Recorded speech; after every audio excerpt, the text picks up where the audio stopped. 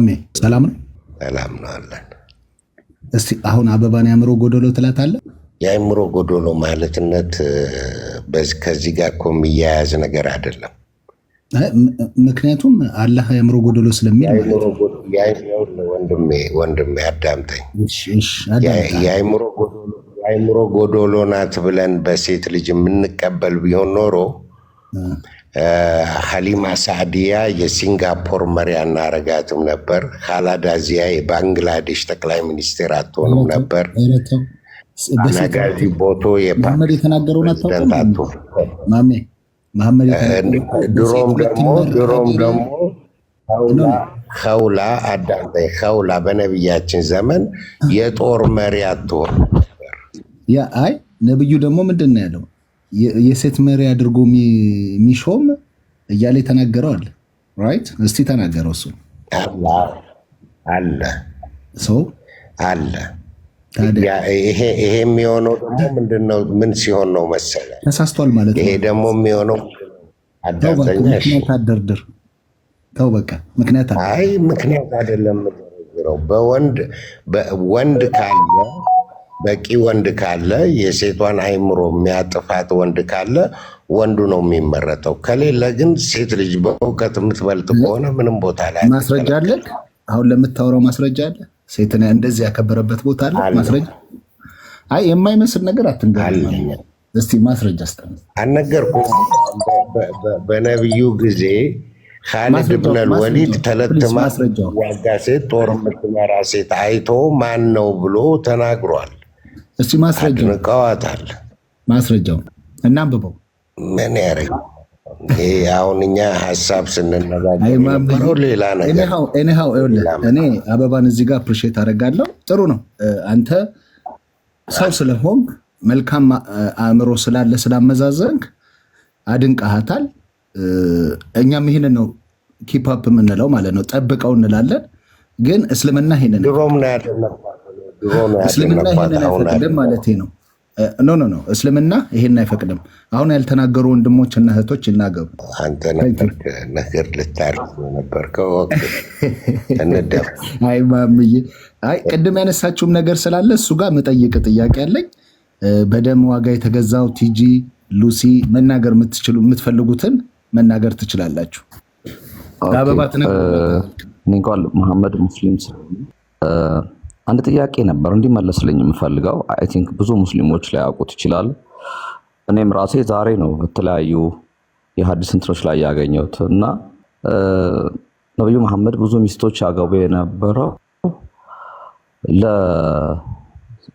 ለሌላ ዓላማ ሳይሆን የቲሞች፣ ድሃዎች፣ ኢቭን ከድጃ በእድሜ በጣም ትበልጠው ነበር። ይሄ ሁሉ ለመልካም ነገር ያደረገው ነው የሚል ምላሽ ነበር ያለው። አሁን ደግሞ በጀነት እንግዲህ በመጨረሻም በጀነት ደግሞ ጭራሽ ከአንድ በላይ ያገባሉ ነብዩ መሐመድ። ለምሳሌ ስለው ቃሉ ራሱ ይከብዳል። እንደ ክርስቲያን ማርያም እንግዲህ ድንግል ሆና ያረገች ወይም በድንግልና መሲሁን የወለደች እንደሆነ አንዳንድ ኡስታዞች ሁሉ ሲናገሩ ነበር። እንደ ይሄ ነገር ጥሩ እንትን አላቸው ማለት ነው። ሞር ከኦርቶዶክስ ጋር የሚያዛምድ እኔ ለማርያም ልዩ ፍቅር ስላለኝ እንደዚህ ቦታ የሚሰጥ ሃይማኖት ነው እንዴ ብዬ ስጠይቅ አንድ ጓደኛዬ ደግሞ ኖ እነሱ እኮ ማርያምን እንደዚህ የሚኳኩሏት በጀነት የነብዩ መሐመድ ሚስት ስለምትሆን ነው። እንደውም የመጀመሪያ ወንድ ሆኖ ባሏ የሚሆነው ነብዩ መሐመድ ነው። ሁለተኛ የፈርዖን ሚስት የነበረችው ራሱ አሲያ፣ እሷም ራሱ የነብዩ መሐመድ ሚስት ነው የምትሆነው በልቧ ድሮ እንደዚህ። ይሄ ነገር ምን ያክል እውነት ነው? በሐዲስ ላይ ያለ ነገር ነው ይባላልና እስኪ መሐመድ ምን ትላለህ በዚህ ላይ? የተጻፈ ነገር አለ በጀነት? አዎ ከአንድ በላይ የሚያገባ ከሆነ አሁን በጀነት ይሄ ነገር ከቀጠለ ዓላማው በዚህ እሺ ሊረዳቸው ነው እንበል። በጀነት ይሄ ከቀጠለ በጀነትም ሴቶች ብቁ አይደሉም፣ በራሳቸው አይቆምም ማለት ነው። ሁለተኛ በጀነት ሴቶች ይገባሉ ወይ? የኛ ሴቶች ወጣችን በጀነት ይገባሉ? አንደኛውን ልመልስበት። ይኸውልህ ነብዩ መሐመድ አለይሂ ሰላቱ ወሰላም የአሲያና የማርያም ባል ሆናለሁ በጀነት ብለው አልተናገሩም። አሁን አንተ የምትነግረኝ ያለኸው ሐዲስ ይሁን ወይም ደኢፍ ይሁን ምንም ይሁን ተንታኞች የሚናገሩትን ወሬ ነው። እኛ ደግሞ ተንታኞቹ የሚናገሩት ንግግርን እንደ ሀሳብ ነው እንጂ የምንወስደው አምነን የምንከተለው ንግግር አይደለም። ልናምን እንችላለን፣ ላናምን እንችላለን። በሁለቱም ብንሆን ደግሞ አንኮነንበትም። እኛ ዋናው ነገር ቁርአን ላይ ተጽፏል ወይ ነው። ነብዩ መሐመድ ከአንደበታቸው ተናግረውታል ወይ ነው። በቃ ይህንን ነው የምንወስደው እኛ። የተሰጠኝ ምላሽ ከድጃ በምታርፍበት ሰዓት በሞቷ ሰዓት ለእሷ ነው ለመጨረሻ ቃል ሲባል ሬምና ኢሳን ሰላም በይልኝ ሚስቶቼን። ከዛ ከድጃም አለች ይላል እንዴ ከኔ በፊት ሚስት አለህ እንዴ ስትል አላህ በጀነት ያዘጋጀልኝ ሚስቶቼ አሉ መሬምና አይሳ ብለው መለሱ የሚለው አልቡሃሪ ላይ ነው ያለው ቃል አለ። አንተ የመጀመሪያ አሁን ዛሬ እንደዚህ ያልክ እንጂ ብዙ ሙስሊሞችም እኮ ይሄን ምዕራፉን ያውቁታል። የጠየቅኩ ለዚህ ነው ሞር ክርስቲያኖቹም እንዲያውቁት ነው እንጂ ይታወቃል። ይሄ እኔ ዛሬ በትክክል በመጽሐፉን ላይቭ እንደዚህ አድርገው ያሳዩ። ነቢዩ መሐመድ በጀነት አስያንና መርየምን አገባለሁ የሚል ቃል ተናግረዋል። በሐዲሱ ላይ አምጣና ጠይቅ። አይ እኔ የምታውቅ መስሎኝ ነበር። በቃ ጠይቅ። ይሄን እንደ አሳይመንት ያዘውና ኢቨን አሁን ራሱ አርፈ አንድ ሙስሊም ጋር ብትደውል ይነግርሃል። እኔ ይሄን ለማመን ከብዶኝ ነበር። ዛሬ በቪዲዮ ሁሉ እንትኑንም ልከውልኛል። ልልክልህ እችላለሁ፣ እዚህ ፖስት ላደርገው እችላለሁ። የእኔ ጥያቄ ግን እዚህ ላይ የተነሳብኝ ጥያቄ እንጂ ይሄ እውነታ የተረጋገጠ ነው። ቆይ አላማው ግን እኔ ነገሩን ከአንድ በላይ ማግባቱ አላማው ላልክ እንጂ አንድ ጊዜ አዳምጠኝ። ነገሩ ይከብደኛል አልክ እንጂ እንደው እውነት ቢሆንስ አስያንና መርየምን በጀነት ላይ የነብዩ ሚስት ቢያደርጋቸው ምንድን ነው ችግሩ? ይሄ እንደ ሎጂክ ነው የምጠይቀህ እኔ። ኦኬ አይ መጀመሪያ እንተማመን። ምንድን ነው ችግሩ ማለት ችግሩ ነገሩን አምንበት እያስዋሸሁት አይደለም። እየሰማኸኝ ከሆነ የኔ ጥያቄ በምድር ላይ ምክንያታዊ ነው። ብዙ የቲሞችንና ሴቶች የተጎዱ ሴቶች በሚስትነት በማቀፍ ከለላ ለመሆን ነው በሚለው እንቀበለው። ሰው በጀነት ደግሞ አንድ ሴት ሁለት ባል ታገባለች ሳይሆን የኩራል አይኖቹን ጉዳይ እንግዲህ ለአንድ ወንድ ምን ያክል ኩራል ሚስቶች እንደሚዘጋጁለት ብዙ ታሪክ አለ። ግን የእኛን ሴቶች ከአንድ በላይ እንዳውም ሶስቱን ነው የሚያገባው። የሙሴንም እህት ጭምር ነው የሚለው። ሶሪ ሶስቱ ናቸው የኔ ሚስቶችና ሰላም በይልኝ ይላታል ከድጃን። ይሄ ማለት ምን ማለት ነው? የምድሩ የተባለውን ነገር አያፈርሰውም ወይ? እዚህ የተሰጠው ምላሽ እዚህስ ሊረዷቸው ነው ሴቶቹ። ያው ይታወቃል አንድ ሴት ባሏ እንትን ሲል ወይም የሚረዳት ሲያስፈልጋት በባልነት ከለላ አድርጎ መርዳት ኦኬ ተቀበለው ይሆናል። የሰማዩስ በጀነት ምንድን ነው ያ ነገር መቀጠሉ? አሁን በሎጂክ ዝም ብለን እንተማመን እያልከኝ ያለኸው ቃሉ ይላል አይልም የሚለው ላይ ምላሽ ባሰጠኝም ግን አላማው ምንድን ነው? ለምንድን ነው ሶስት ሴቶች አንድ ባል የሚኖራቸው በጀነት? ሶስት ሴቶች አይደሉም። ይኸውልህ እዚህ ጋር እኛ ሙስሊሞች ስራ ምንድን ነው? ምድር ላይ ሆነን ዋናው ነገር የምንፈልገው ገሃነም ላለመግባትና የአላህን ደግሞ ምህረትን ነው የምንፈልገው። ይሄ ነው ጥረታችን። ገነት ከመግባት በኋላ ወደ ገነት መግባት የምንችለው የእሱ ምህረትን ስናገኝ ብቻና ብቻ ስለሆነ የእሱም ምህረት ነው የምንጠይቀው።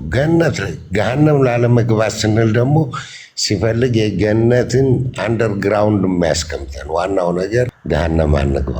ይህንን ነው የምንሰራው። ገነት ውስጥ ደግሞ ስለሚበላው፣ ስለሚጠጣው፣ ስለሚዳረው፣ ስለ ቤቶች ስለምታገኘው ይሄ ነገሮች በጣም ሰፊ ንግግር ይፈልጋል። እኔ አንድ ምሳሌ ልስጥ። አሁን አሲያ ብለኸኛል፣ የፈርዖን ሚስት ላገባችው ጀምሮ እስከ ተለያዩበት ጊዜ ድረስ ፈርዖን እስከሞተበት ቀን ድረስ አንድ ቀንም ነክቷት አያውቅም። ማለት ግብረ ስጋ ግንኙነት አድርጎባት አያውቅም። ምክንያቱም እሷ በፈጣሪ የምታምን ስለሆነች እሱ ደግሞ እኔ የፈጣሪ በላይ ነኝ የሚል ስለሆነ አትፈቅድለትም ነበር እንዲጠጋት። እሺ እንደዚች አይነት ሴት ስትሞት በምንድን ነው የምትካሰው?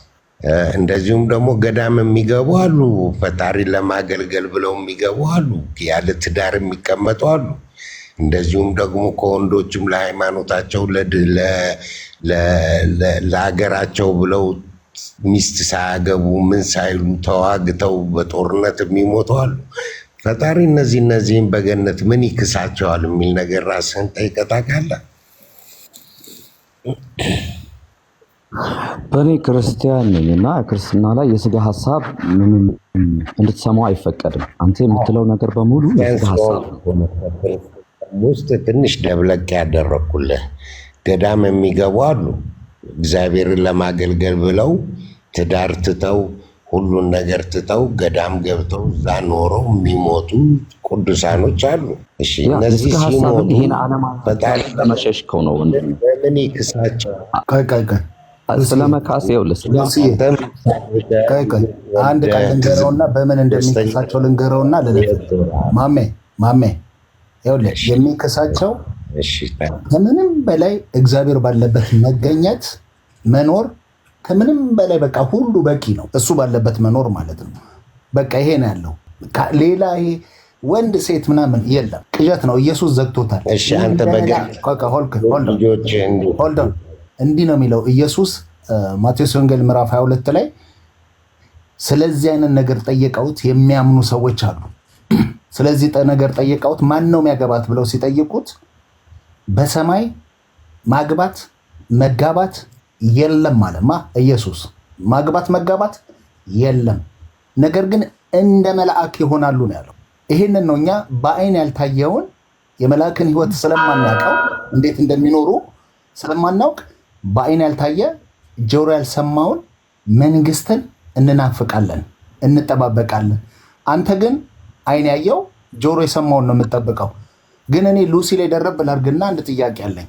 12 ሆሪየሎች እንደሚሰጡ ይናገራል መጽሐፍቶችን። በናግላን ዳላቸው 1.6 ኪሎ ሜትር 1 ማይል ማለት ነው። ጦተ ጉቸማዎች ምኖች ነው ያልከው? 12 ምን አልሁሪ ጦተ ጉቸማዎችን 12 ደናግሎችን እንደገና ደግሞ ጦተ ጉቸማዎችን አንዴ ሚውት አድርጉ። ቆይ እስቲ ያስተጋባል። ኧረ ሙዚቃ ኦኬ።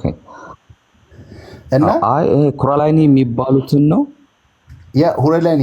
አሁን ቆይ ልጠይቀው የምፈልገው ማሜን በዚሁ አጋጣሚ እነዚህ ነገሮች 12 ይሰጡሃል። እንደገና ደግሞ አብረው ተያይዘው 80 ሺህ አገልጋዮች እንደሚሰጡ ይነገራል። 80 ሺህ አገልጋይ ይዘው እንደሚመጡ አንዳንድ ፈትዋ ላይ ደግሞ 40 ሺህ ይላሉ፣ 4 ሺህ ይላሉ፣ 12 ሺህ ይላሉ። አገልጋዮችንም ያው በምድር ላይ መገናኘት እንደሚቻል ይታወቃል። ሰራተኞችን ማለት ነው፣ በእስልምናው ሕግ ላይ ማለት ነው። በሰማይ ቤትም እነዚህን አገልጋዮች እንትን እንደምትል ይነገራል። ግን እስቲ አሁን ለኔ ጥያቄ የሆነብኝ እናቱን ሊያገባት ይችላል ማለት ነው በሰማይ ቤት። ወንዱ እናቱን ልጁን ሊያገኝ ይችላል በሰማይ ቤት ተቀይራ ማለት ነው። እስቲ ምን ትላለህ በዚህ ዙሪያ ላይ ማሜ? የሚያስረዳ ነገር አለ እስልምና?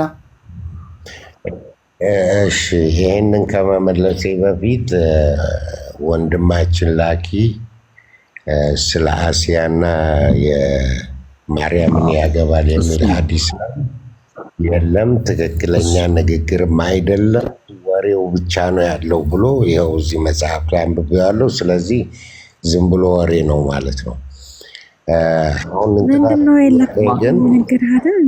ይኸውልህ መሐመድ፣ እኔ ይሄ 40 ገቡ 80 ገቡ ኩራላይኒ ገቡ የሚለው ነገር አይቆረቆረኝም። ምክንያቱም መሰረቱ የስጋ ሀሳብ ስለሆነ ስጋ ነው የሚያስበው። መርየምንና አሲያም ምናምንን ያገባላል እዚህ ጋር አሁን የሙሴን እንደዚህ አልቡሃሪ ላይ ታነበዋለህ። ልስጥህ ታነበዋለህ። ታስታውሰውም እንዴ በጀነት መርየምን ይገረሳል የሚል እኔም ይቅርታና እኔ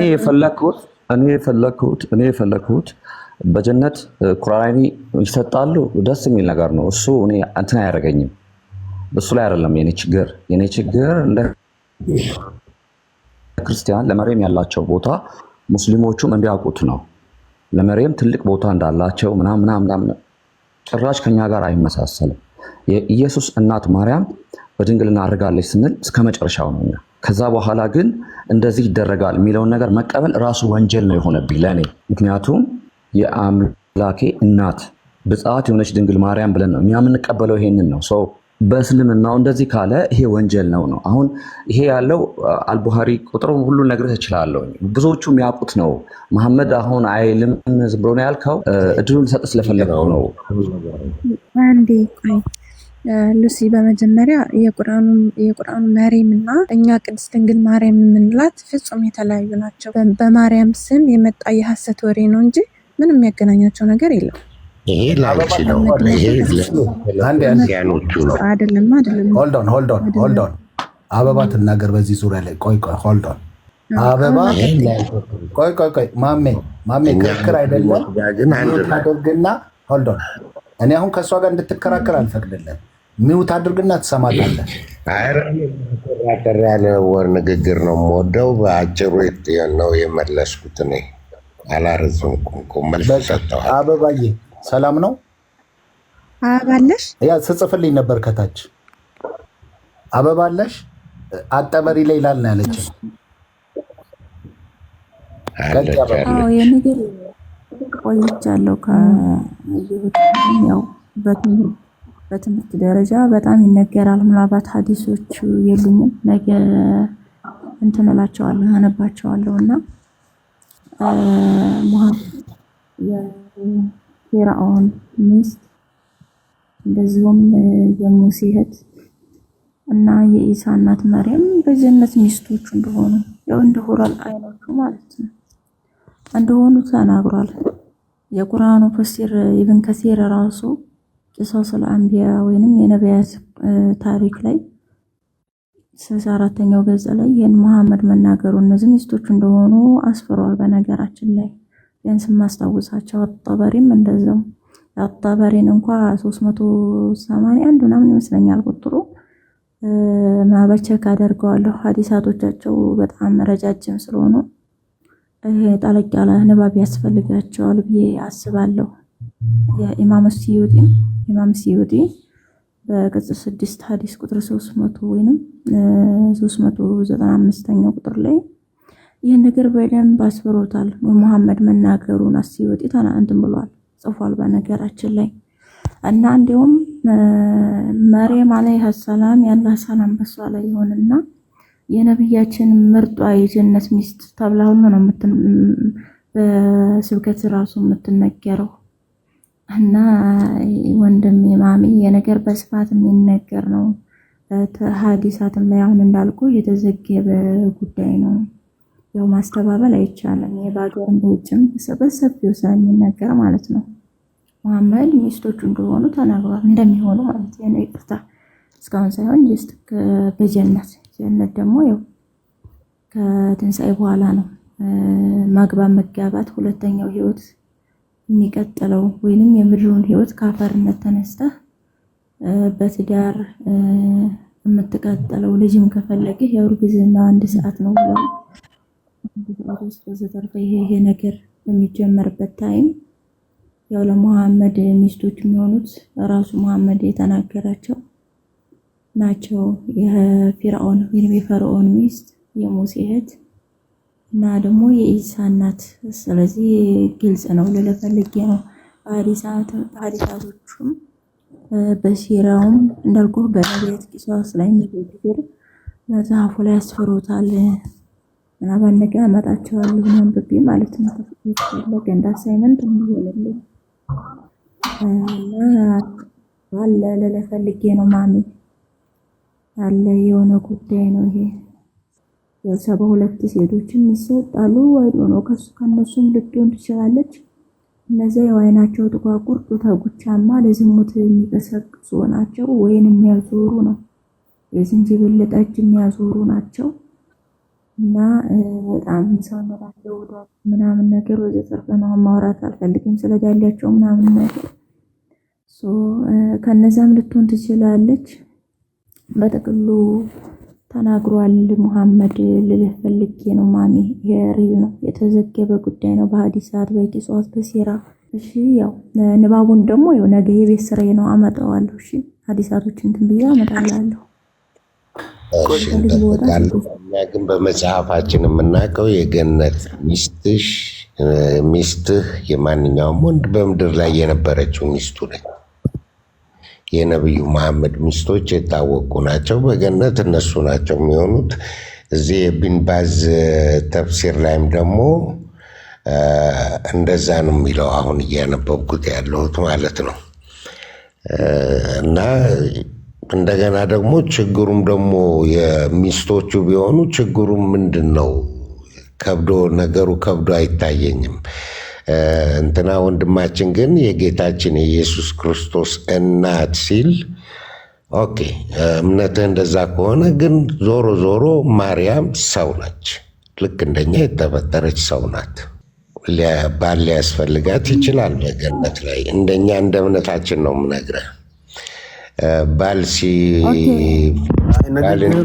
ከተፈለገ ደግሞ እንደኛ እንደ እምነታችን ባል የሚያስፈልጋት ከሆነ ደግሞ እንደ ነብዩ መሐመድ አይነትን የመሰለ ታላቅ ሰው ስማ እያለች ነው አይደል? ስማ ታርጉት እስቲ አንዴ። ምንድን ነው እንደዚህ? እኛን አስቀምጠ ያልሆነ ንግግር አትናገር። እኛ ሲጀመር ማርያም የኛ የኢየሱስ ክርስቶስ ማርያም እና የእናንተ ማርያም አንድ አይደሉም። አንደኛ መሐመድ ሲኮርጅ የተሳሳተው ነገር አለ። የሃሩን እህት ማርያም ነው ያለው። የሃሩን እህት ማርያም እና የኛ ድንግል ማርያም ደግሞ በጭራሽ የተገናኙ አይደሉም። በጣም የዘመናት ርዝማኔ ያላቸው በብዙ ሺህ የሃሩን እህት ማርያም ብትሆን ራሱ ማለት ነው። ሲኮርጅ የተሳሳተው በዚህ ነው። ስለዚህ አዳምጥና ከድንግል ማርያም ጋር አታገናኘው። እህታችን አበባ ጋር ቀጥል። የሆነ እንትን ስታስቆም ቁምና ስማት። አበባ እኮ የቤት ስራ ይሆነኛል መልሱን ይዤ እመጣለሁ አለች። እንደገና ደግሞ አንተ ሌላ ስርዋጽ ለማስገባት እኔ ማለት ነው ምን ችግር አለው ለሚለው ሀሳብ የሆነ ነጥብ ለመጣል ያክል ብቻ ነው። እና ቁርአንን ነው ማየት ያለብን እኛ። ቁርአን ነው ምዕራፍ 3:42 ላይ አላህ መርየምን መላእክት ያሉትን ይላል። መላእክት ምን አሉ? መርየምን ማለት ነው አላህ መረጠሽ ይሏታል። አነጻሽ በዓለማት ሴቶችም ላይ መረጠሽ ይላል። በዓለማት ሴቶች ላይ መረጥ፣ ከነሱ አብልጧታል፣ ለይቷታል። ይሄ ነው የሚለው እንጂ ነብዩ ያገባሻል ወይንም እንደገና ደግሞ በሐፍሳ አልጋ ላይ ማርያ ቀብጥያን ማርያም ግብፃዊት የሚስቱን ገረድ መሐመድ ይዞ ሲተኛ አላህ እኛ የፈቀድንልህን ለንበራስ ላይ እርምት ታደርጋለህ ይለዋል ሱረቱ ተህሪም ላይ። እዚህ ጋር ግን ስለ መርየም ሲሆን ግን መርየምን በፍጹም ምንም አይነት ሪሌሽን አልነበራትም። መርየም በዓለማት ላይ የመረጣት ያነጻት ናት። ይሄ ቃል በዓለማት የሚለው ገደብ የለውም። እስመ ለዓለም ዓለም ነው። ይሄ በቃ እስከ ለዓለም ነው፣ ለዘላለም ነው። ግልጽ ነው። ማየት አለብህ ቃሉንና እንደገና ደግሞ አላህ ቃሉን ሲልከው ወይንም መንፈሱን ሲልከው መንፈሱን ኢሳን ሲልከው ከሷ በድንግልና ነው የተወለደው። እና አላህ ቅድም እንዳልኩህ በሱረቱል አንቢያ በሱረቱ ተህሪም ላይ እንዳነበብኩልህ ብልቷን የጠበቀችውን ሲል እሷ ድንግል ናት፣ ንጹህ ናት። ለዛ ነው አላህ የወደዳት። ብልቷ ላይ የነፋውም በዛ ምክንያት ነው። ግልጽ ነው። የጠበቀችውን ይላል፣ ንጹህ ናት። ግልጽ ነው። እንዳውም በቁርአናችን ላይ ብልቷን የጠበቀላት ብቻ ሳይሆን እንደዚህ በእጁ እንኳን የነካት የለም ነው የሚለው። አይ እኔ በዚህ በማርያም ዙሪያ የምትናገሪውን ነገር በጭራሽ አልቃወምሽም እህቴ። እኔ ከራሴ እንደ ሎጂኩ ነው የተናገርኩት። እነሆኔ እንደ በጎች መካከል ካችኋለሁ ነው ያለ ጌታ። እና በጥቅሉ ወንድሜ ምን አለ መሰለ ኢሳ በሐዲስ ላይ እኔና ኢሳ ጥብቅ ግንኙነት አለን፣ ጥብቅ ወንድማማችነት አለን። ማነው ከነቢያት ጋር እኔ ጥብቅ ወዳጅነት አለኝ ብሏል። ስፔሻሊ ደግሞ ከኢሳ ጋራ ማለት ነው። ኢሳን እንደሚያከብረው ገልጿል መሐመድ። የመርየም ልጅ ሰይጣን እሱንና እናቱን አልነካውም እስከ ማለት ይደርሷል። እና በእኔና በሱ መካከል 600 ዓመት ልዩነት አለ ይላል። እና ይሄ መሲሁ ስለሱ ትንቢት እንደተናገረ አህመድ የሚባል ይመጣል እንዳለ መሐመድ ይናገራልና የዚህን ሰው እናት እንዴት ነው መሐመድ የሚያገባት? መሐመድስ ለኢሳ አባት ሊሆን ነው ወይ? ለኢሳ አባት ሊሆን ነው ወይ? ምክንያቱም በቁርአን ላይ ስንመለከት በመረጃ ነው። በቁርአን በምዕራፍ 33 ቁጥር 40 ላይ ሙሐመድ ከወንዶቻችሁ የአንድም ሰው አባት አይደለም ይላል። ኢማጂን ሙሐመድ የማንም አባት ሊሆን አይችልም፣ ግን የአላህ መልእክተኛና የነብዮች መደምደሚያ ነው ይላል ማለት ነው። ሱራ 33 ሱረቱል አህዛብ አያ 40 ላይ ሙሐመድ ከወንዶቻችሁ የአንድም ሰው አባት አይደለም ይላል። አሁን አባት ሊባል ነው ወይስ የእንጀራ አባት? እንደዛም ሊባል አይችልም። ምክንያቱም መሲሁ የአላህ ቃል ነው እንጂ ምድራዊ አባት ወይንም የተፈጠረ ፍጥረታዊ አባት ስለሌለው ማለት ነው። ያ ራሱ ሪጀክት አያደርግም ወይ? ያ ነገር አይቃወምም ወይ? ይሄንን አይጋጭበም ወይ?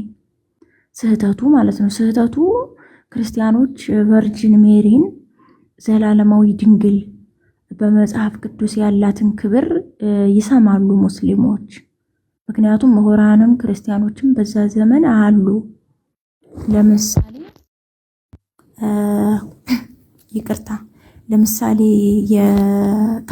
እዛው ከነበሩት መካከል ወረቃ ኢብኑ ነውፈል አለ አይደለ? የማነው ስሟ የሙሐመድ ሚስት የ40 ዓመቷ ሴትዮ የማነው አይሚን የከድጃ የአባቷ ወንድም ነው አይደለ? ወረቃ ኢብኑ ነውፈል ቢን አሰድ ቢን አብዱል ኡዛ የኡዛ ባሪያ ልጅ ማለት ነው። በጃህሊያ ዘመን ከእስልምና በፊት የነበረው የመሐይምነት ዘመን ነው የምትሉት የነበረ ሰው ነው። እሱ ክርስቲያን ነው እና ከሂብሩ ከግሪክ ከዕብራይስጥ መጽሐፍ ቅዱስን በአረበኛ ይጽፍ ነበረ። ከወንጌላት ማለት ነው። ሐዲሳት ብዙ ይናገራሉ፣ ይጽፍ ነበረ። እንዲሁም የሱረቱ አለቅ ተፍሲር መመልከት ይቻላል። ቡኻሪ ሐዲስ ላይ በስፋት ተዘግቧል ስለሱ ማለት ነው መጽሐፉን። ምን ልልህ ፈልጌ ነው ለእመቤታችን ለቅድስት ድንግል ማርያም ዘላለም የተዘጋች ደጅ ናት። ይቺ ልዑል ማደሪያውን ቀደሰ ነው። የእግዚአብሔር ልጅ የተወለደባት እስከ ዘላለም ድረስ ማህተመ ድንግልናዋ አይፈታም። ድንግል ናት ይቺ ሴት፣ ድንግል ናት ፎሬቨር።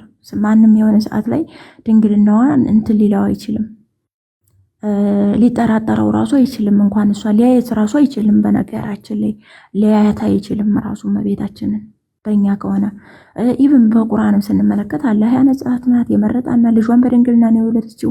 ኢቭን ወንድ አትፈልግም፣ ድንግል ናት። ኢኒ አዑዙ ቢረህማኒ ሚንከ ኢን ኩንተ ተቂያ፣ የምትፈራ እንደሆንክ በረህማን ካንተ እጠበቃለሁ አለችው። እንዳትነካይ ማለቷ ነው። ንጹህ ናት፣ ወንድ አትፈልግም፣ በሐሳቧ የለም። ቁርአንም ያን ነገር ነው የሚያስረዳን። በጣም ንጹህ ናት እሷ፣ ሐሳቧ ላይ የለም ያ ነገር። አትንካይ ትለዋለች መልአኩን ራሱ ሰው ሆኖላት ማነው ያላህ መንፈስ ሲመጣ። ስለዚህ ምን ልልህ ፈልጌ ነው አይምጣጣም።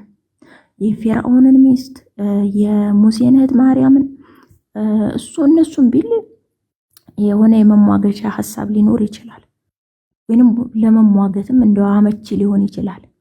የእግዚአብሔር ቃል በቁርአንም የአላህ ቃል የአላህ መንፈስ እናት የሆነችውን ግን የአላህ መልእክተኛ የማንም ሰው አባት የማይሆነው አይሆንም አይደለም የተባለው ሰው ሄዶ የአላህን ቃል የወለደችውን የድንግሊቱን ሚስት እንዲያገባ አላህ ይፈቅድለታል ወይ? አይፈቅድም። በየትኛውም ቁርአን አንቀጽ ላይ እንደዛ የሚል ነገር የለም። ሁረል አይኖች ለብቻ ናቸው። እንደገና ደግሞ ምናልባት የሙሐመድ ሚስቶች ያው ሲያረጁም ችላ ያላቸው እንዳሉ ሆነው ማለት ነው።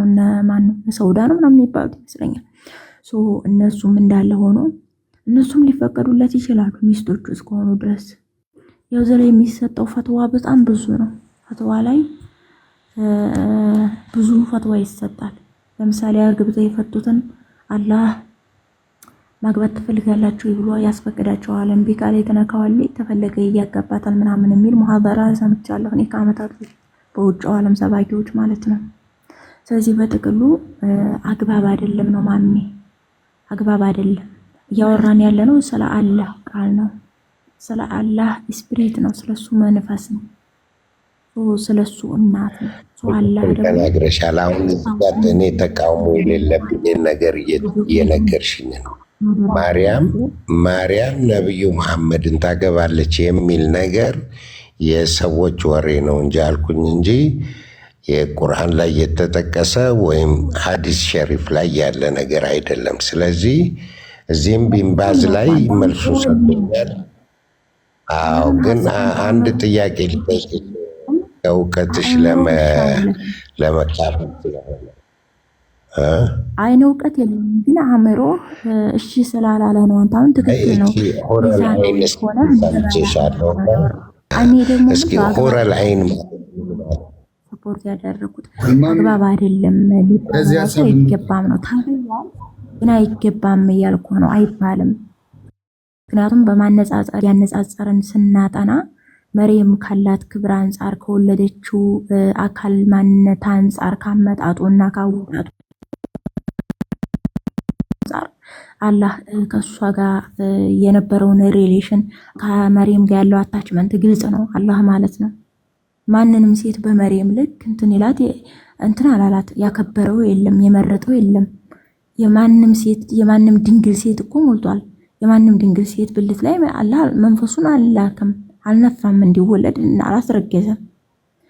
ይቺን ሴት ለአንድ ነብይ ማለት ነብይ ብለህ ትቀበለዋለህ። ለዛ ሚስት ትሆናለች ማለት ባኮን ምን ይቀነስበታል? ግን ትሆናለች ማለት አንፌር ነው ልልህ ፈልጌ ነው። እና ጨርሻለሁ እኔ ዞሮ።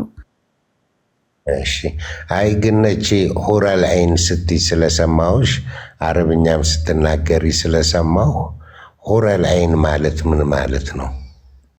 ሆረል አይን ማለትማ አይናቸው ጥቋቁር የሆኑ ጡታቸው ጉችን ጉች አለ ማለት ነው። ኖ ጡታቸው ቡች ቡች ያለው ይኸውልሽ፣ እዚህ ጋር ትንሽ ተደባልቆብሻል።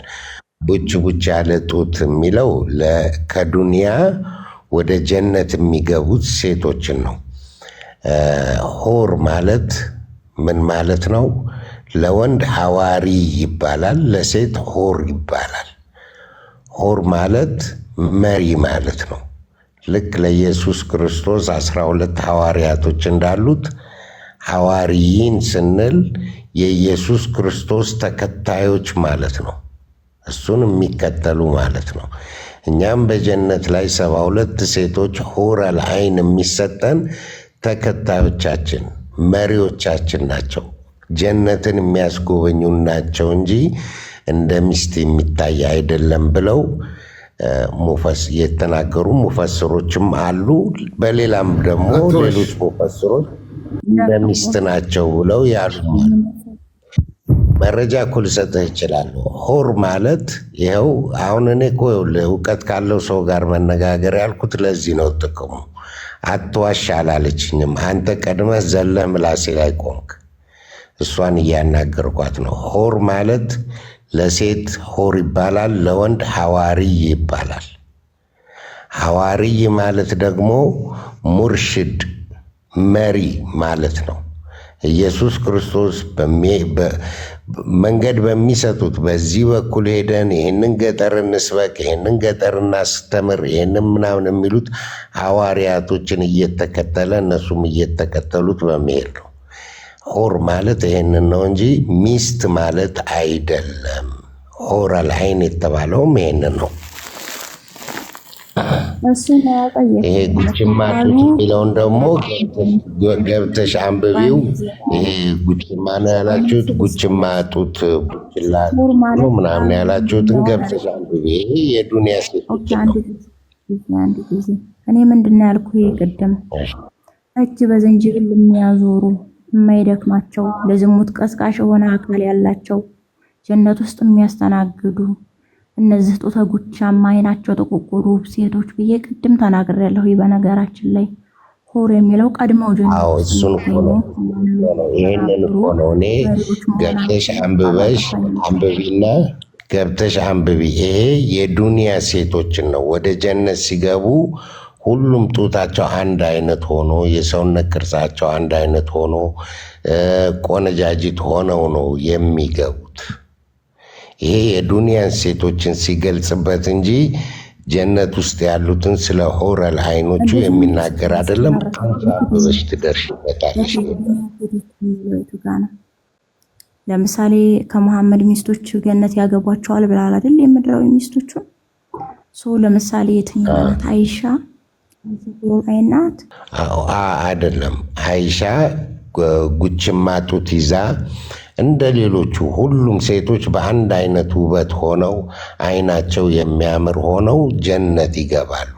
አንዷ ከአንዷ በውበት አትበልጥም። ሁሉም በአንድ አይነት በእኩል ውበት ነው የሚገቡት። በቁርአን ላይ ሁሩል አይኖች የእነዚህ ምድራዊ ሚስቶች ናቸው የሚል ማንበብ ስለምፈልግ ነው ስላላነበብኩት። እዛው ጋር አሁን ይሄ ጉችማ ጡት የምትይበት ቦታ ጋር ሄደሽ ስታነቢ ከነ ሙፈስሮቹ ምን እንደሚሉ ስታዩ ይሄንን ሆኖ ታገኘዋለሽ። እኔ አሁን ነገሩን ነጥብ ልሰጥሽ ጫፍ ልሰጥሽ ነው እንጂ ልከራከርሽ አይደለም። አይ እኔ ጫፉ አልታየኝም። ወይስ በቃሽ ልፋታ።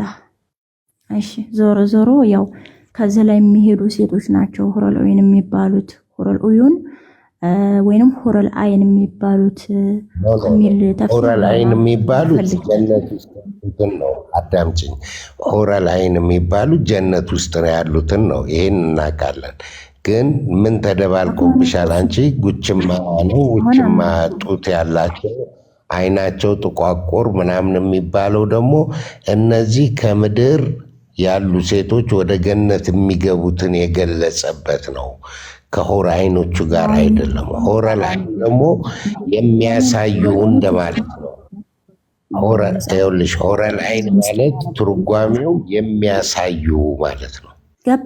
ጥሬ ቃሉን ለመተርጎም ከሆነማ መሪዎች ናቸው አይደል? እዛ ገነት ውስጥ ያላቸው የስራ ድርሻ ምን አይነት እንደሆኑ እኮ ካንተ በጥቂት ዘመናት አስቀድሜ ተናግሬያለሁ። በነገራችን ላይ በስሱም ቢሆንም ማለት ነው። እሱስ እኮ አልጠፋኝም ለማለት የፈለግኩትኝ የጀነት ሴቶች ለሙስሊም ወንዶች የሚዘጋጁት እነዛ የጀነት ሴቶች እነዚህ ጡተ ጉችማ የተባሉት ጠጅ የሚያዞሩት ሄዳላቸው አቋማቸው ሐዲስ ላይ የተገለጸው ማለት ነው።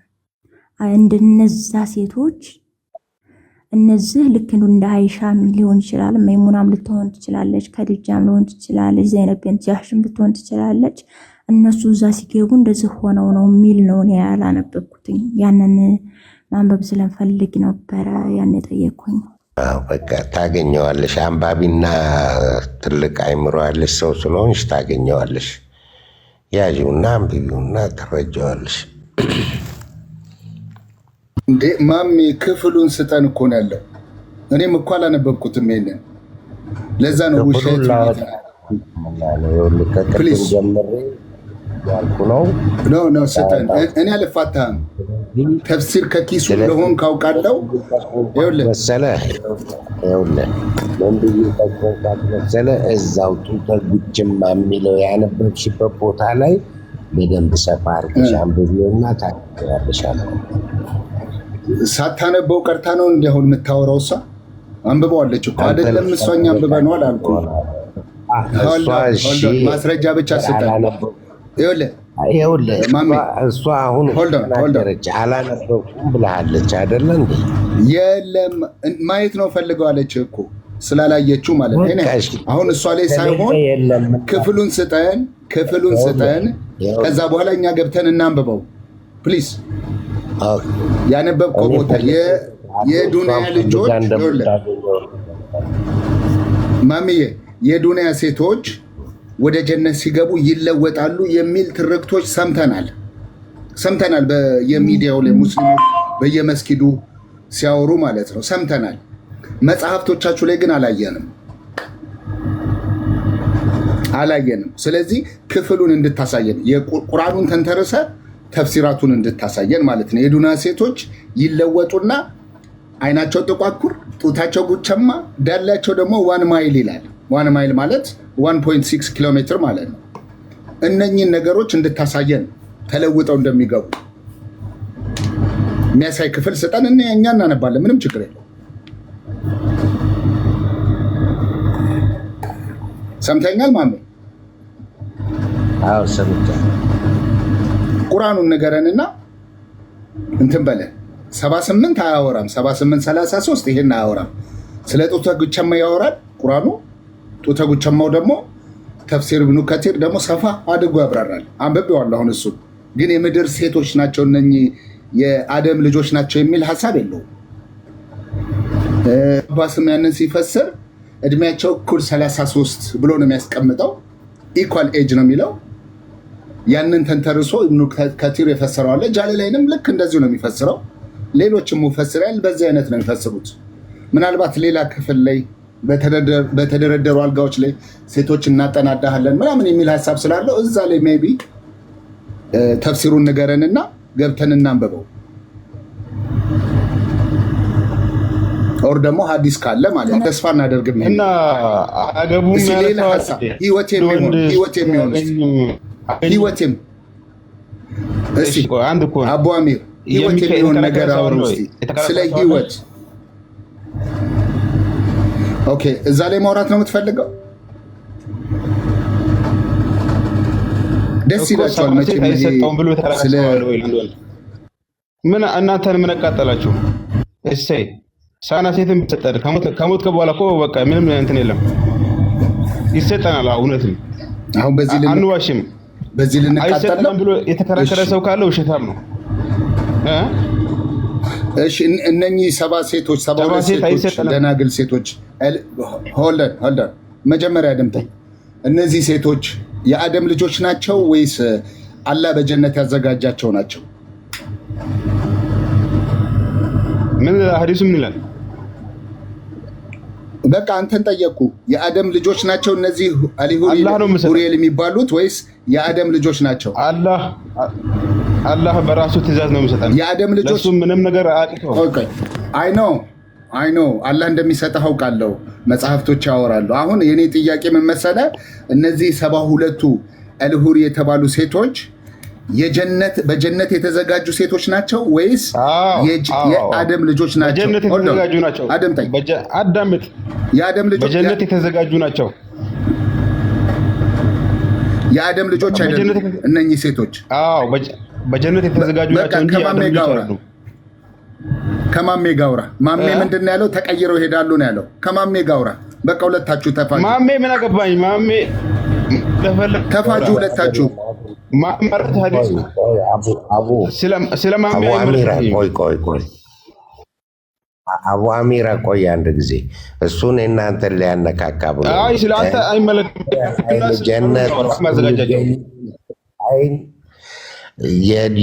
ከዱንያ የሚገቡት ናቸው አላልኩም። ያላልኩትን ነገር ማዳመጥ ያላለውን ለምን ብሎ ብለህ ታወራለህ አንተ?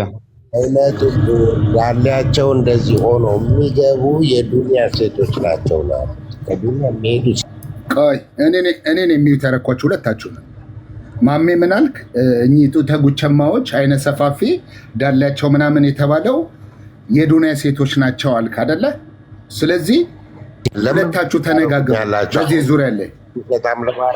ዙሪያ ላይ ቆይ ማሜ ታደርገኛለህ። በቃ ካልተረዳህ ያልኩህን ነገር በስሜ ሌላን ሰው አልነውር። እሺ ማሜ እንደዚህ ነው ያልከው። አበባ አለች ትንገርህ ያልኩትን ነገር ከኔ በምላሴ ካልገባ እሷም እኔ ያልኩትን ነገር ትንገርህ። እኔ ያልኩ ሑረል ዐይን በጀነት ውስጥ ያሉ የሚያሳዩ መሪዎች ናቸው። እነዚህ ለብቻቸው ናቸው። ነገር ግን ጡተ ጉችማ አይነ ጥቁር ዳሌያቸው እንደዚህ ብሎ የተናገረው በሐዲስ ላይ እነዚህ ከዱንያ ወደ ጀነት የሚገቡ ሴቶችን ነው በአንድ አይነት ውበት አድርጎ ያስገባቸዋል ነው ያልኩት። አንተ አምጥተህ ሑረል ዐይን የምድር ናቸው አለ ትላለህ። ኧረ ነውር ነው፣ ሼም ነው። እንደዚህ እዚሁ በዚሁ እንድንወሻሽ አታርገን። እሱ ማስረጃ እኮ ነው። ይሄ አሁን የአንተ ንግግር ለሱ ማስረጃ ነው። መማር ከፈለገ እኛ እናስተምረዋለን። የፈለገ ሰው ጀነት የሚገባው አላህ ነው የሚሰጠው። ለነሱም የተዘጋጀላቸው አላህ ነው ጀነት ማስገባቸው ሴቶችንም ለወንዶችም ደግሞ 72ም የፈለገው ሚስት እኛ እኮ አይሰጠውም አላልንም። አላህ ደግሞ ለነሱ ለየት ያሉ ከምድር ውስጥ ቢትፈልግ እንደዚህ አይነት ሴት የሌለ ሴት ነው የሚሰጠው ምድር ውስጥ ማለት ነው። አይታው የማታውቀው በጣም የሚያማምሩ ቆነጃጅቶች ነው የሚሰጠው 72 ሴት ለአንድ ወንድ አይደለም። አይሰጠውም ብሎ የተከራከረ ሰው ካለ አምጣው፣ ይሰጠዋል አንድ ወንድ 100%። ግን አዱንያ ውስጥ ቢትፈልግ ያችን ሴት አታገኝም። አንዷን 72ን ተውና አንዱን ራሱ አታገኝም። በምንም አይገናኙም በምንም እንጂ አሁን እሱ ለኔ ማስረጃ ሊሆን ይችላል። መሐመድ ማሜ ቢልም ባይልም የራሱ ንግግር ነው ተናገረው። እኔና ማሜን ማገጨት አይችልም። ሐዲሱ ነው በትክክል አይተ ማውራት የምትችለው እንጂ እኔ አቡ አሚራ ነኝ፣ እሱ ማሜ ነው። ይናገርም ከፈለገ እሱ ንግግር ለኔ ማስረጃ ሊሆን ይችላል። እሺ የዱንያ ሴቶች እንዴት ነው የሚገቡት? የዱንያ ሴቶች የት ናቸው? እሱን ስጡ። ተለውጠው ይገባሉ የሚል ማስረጃ ስጡ። ተለውጠው ይገባሉ።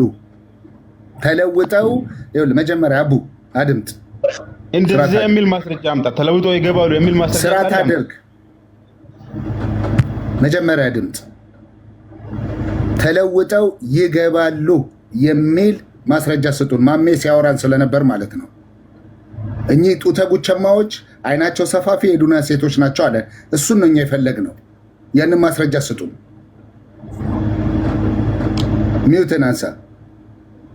ማንን ነው የምጠይቀው? ምን አገባኝ? አንተን ጠይቀው። እሱ ከፈለገ ከዱንያ ምግቡ ይበል። እኔ ስለሱ አይመለከተኝም። እኔ ስለራሴ ነው የማወራው። እሺ በቃ ሆልድ ኦን። አንተ ማሜ ስጠን ማስረጃ ስጠን። የዱንያ ሴቶች ናቸው እያልክ ነበረ። እኚህ አይናቸው ሰፋፊ ጡተ ጉቸማ የተባሉት ስለ አበባ አይደለም። አበባ ካለች አለ ማስረጃ ልቻለ። ግን በአረብኛ ነው። በአረብኛ ስለምትችል እያነበበች ትተረጉምልህ ነበር። እኔ ብተረጉምልህ ሐዲስ ነው። ኦኬ አስገባል። ሐዲስ ነው። ተፍሲር ለቁርአን ተፍሲር ለሁረል ዐይን የትኛው ተፍሲር? የትኛውን ቁርአን ተንተርሰን የፈሰሩት? ገብቶኛል። የማን ተፍሲር? ቁርአኑን ተናግረ ቁጥሩን፣ ሱራውን ተናግረ ቁጥሩን ተናግረ ከዛ በኋላ እኔ መከተልሃለሁ። ብታነበው ኦኬ ጎ ሄድ ንገረን ቁጥሩን። አለች አበባ ምንም ችግር የለውም ታነብልሃለች። መጀመሪያ ሱራውን ንገረን፣ ከዛን አያውን ንገረን። የማን ተፍሲርን ነው ያመጣው? 35 ብዙ ነው ሱረቱል ዋቂዓ አለ፣ ያሲንም ላይ አለ፣ ሱረት ያሲን ላይ አለ። ብዙ ነው። ለምን አንድ መርጠቅ ማሜ አንድ ምረጥና ተፍሲሩን ከዛ ልክ ኦኬ እንዳለው ቁጥሩን ተናገር። ስለሆነ እኮ ነው የገነት ውስጥ ያሉት ሆር አይኖችና የምድር ሴቶችን ነጣጥሎ በአንድ ሁኔታ በአንድ እንትን ላይ ስላሰፈረ ቁጥሩን ላይ ከምትናገር አሁን የተለያየ ቁርአን ክፍል ከፍተህ ከምታወራ አንዱን ንገረና ከዛ ከአንዱ ስጨርስ ትቀጥላለህ። የትኛውን መጀመሪያ የምከፍተው? እሺ ትንሽ ረዘም ያለ ስለሆነ አጠር ያለውን አይችልም ልንገርሽ። እሺ ቁጥሩን የቁርአኑን ቁጥር ንገረና ከዛኛ ደግሞ ተፍሲር የማን ተፍሲር እንደሆነ ንገረን ለመክፈት። ከዛኛ ለክብሩክ እንዳለው እኛ ደግሞ ከዚህ በእንግሊዝ ነው። አንተ እስክትከፍት ንቧለሽ። አረ እንዳይዘረግፈን ንቧ ረኮመንት ንቧለሽ ወይ? አይ በቃሽ እንደዚህ በሉ ሰዎች፣ እኔ ልወጣ ነው፣ ስልኬም ሊዘጋ ነው። አበባይ በውስጥ አውርቼሻለሁ፣ አውሪን። ያው ምናግዝሽ ነገር ካለ እንድናግዝሽ ማለት ነው። ሰምተሽኛላ? አበባ የለሽም? እሺ ችግር የለውም። ወይ ጉዴ! በቃ በኋላ ጊዜ እንግባ። እሺ ወንድሜ እኔ ሎርድ ስለሆነ ነው። እሺ እሺ እሺ እኔም ልወጣ ነው። ማሜ በጣም ይቅርታ። እሺ በጣም ሰዓት አንቺማ ምንድነው ስራ ከሌለሽ ትንሽ ቆይላቸው እንጂ።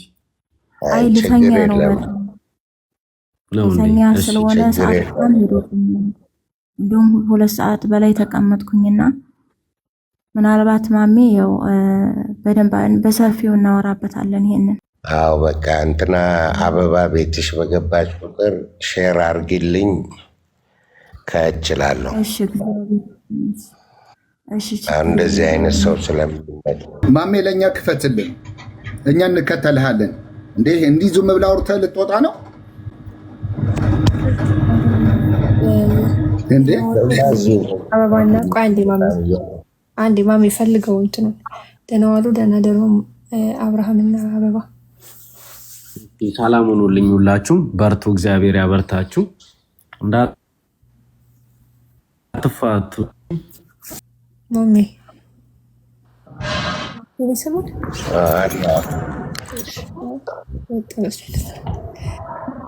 ማሜ ወይ ሌላ ሙስሊም እናስገባ፣ አንተ እስክታገኘ ድረስ ልታነቡ አልነበር እንዴ? አስገቢ። አይ በጣም ነጥዋን ፈልጌ ነች። እኔ እኮ አንብበው እኮ አይደለም ያልኩህ ማሜ፣ አንብበህ ተርጉምልኝ አላልኩህም ወይም አላልክም። ቁጥሩን ስጠኝና እኛ በዚህ የየትኛው የቁርአን አንቀጽ እንደሆነ ንገረና ከተፍሲሩ እናየዋለን ያለን። ችግር የለም። አሁን አንድ ሰው አስገቢ አለው ወታቾኝ ሰማሽ አስገቢ ቦታ አለ አይደል? አስገቢና እና አንተ ባትወጣ አንተ ሁሉ ሌላ ሙስሊም አስገባል ባለ ሁኔታ በየትኛው ርዕስ ነው የሚቀጥለው? ቆይ አንዴ አቡ ትይዣለሽ። ጊዜ የሚልችም አላህ ይዋሻልን እንላለን። አንዴ ቁርአን ክፈታ። ምን ላይ ነው የዋሸው? የቱ ጋር ነው ውሸቱ? እሺ አንዴ እሺ ቤላ ያለ ወይ ያለ እሺ አይ ከአቡ ወጥቶ ነው። እሺ አቡ ሰላም ነው? አስሬ ነው ሰላም የምትለኝ? ኢድ ሙባረክ።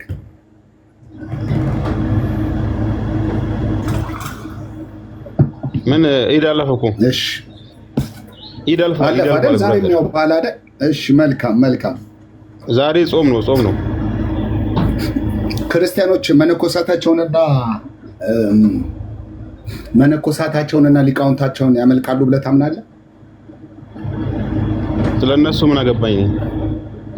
ከፈለጉ እንጨት ማመልኩ። አንተ ታምናለህ ወይ? ነው ምን አገባኝ? ለምን ትጠይቀኛለህ? እሺ መነኮሳት ማለት ምን ማለት? እንደዚህ አይነት ጥያቄ አትጠይቀኝ። እኔን አይመለከተኝም አልኩህ። ስለ ክርስቲያኖች። እሺ ስለ ክርስቲያኖች አንተ ባይመለከት መጽሐፍህ ግን ክርስቲያኖች ላይ ተመልክቶት ያወራል። ምንድነው እሱ አይመለከተኝም ብለህ የምታወራው?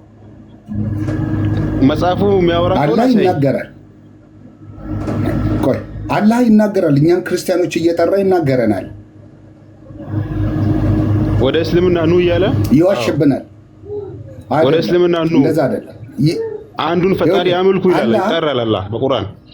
ይሄ በቃ እኮ ሊያወራም ፈቃደኛ አይደለም ይሄ ሰው። በቃ ሚውት አድርጌ ያለው ለማውራት ዝግጁ ስትሆንና እሺ፣ ኧረ አውራ፣ ችግር የለም ዝግጁ ነኝ። ታዲያ ለምጠይቅ ጥያቄ መልስ ስጣ። ስትጠየቅ መልስ ስጥ። ቀጥታ ጠይቅ። መነኮሳት ማለት ምን ማለት ነው? መነኮሳት ማለት ምን ማለት ነው? እሺ አንተ ልጠይቅ፣ ምን ማለት ነው መነኮሳት ማለት? እኔ ክርስቲያን አይደለሁም። አንተ ክርስቲያን ነህ። አላህ ያስረዳኝ ምን እንደሆነ። ሶሃባ ምን ማለት ነው? ሶሃባ ማለት ምን ማለት ነው? ሶሃባ ማለት ነው ምን ማለት ነው? ምናልባት ከገባህ ብዬ ማለት ነው። ሶሃባ ማለት ሰሃባ ነው። በነቢያቶች ጊዜ የነበሩ ሰሃቦች ማለት ነው። ጎበዝ። ምንድን ናቸው እነሱ?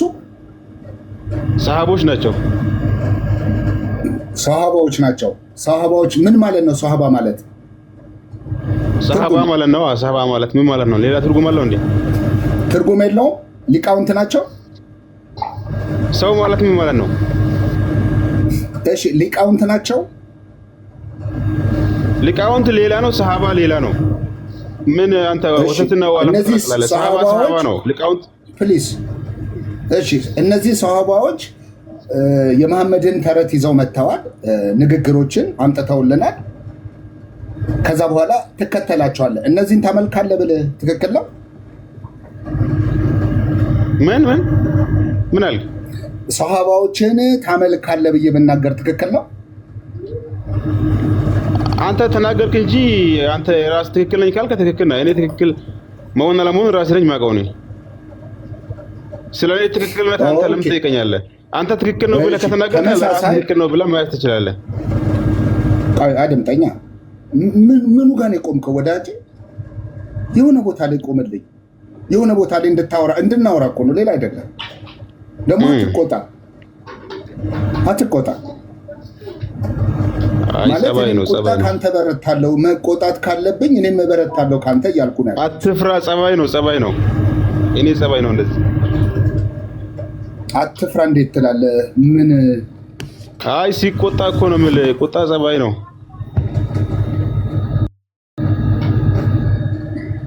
እሺ መልካም። እሺ እኔ ሰሃባዎችን አንተ ታመልካለህ ብዬ ብናገር ትክክል ነኝ? አንተ እኔ ሰሃባዎችን ታመልካለህ ብለህ ካሰብክ አንተ በቃ ለራስህ ትክክል ነህ።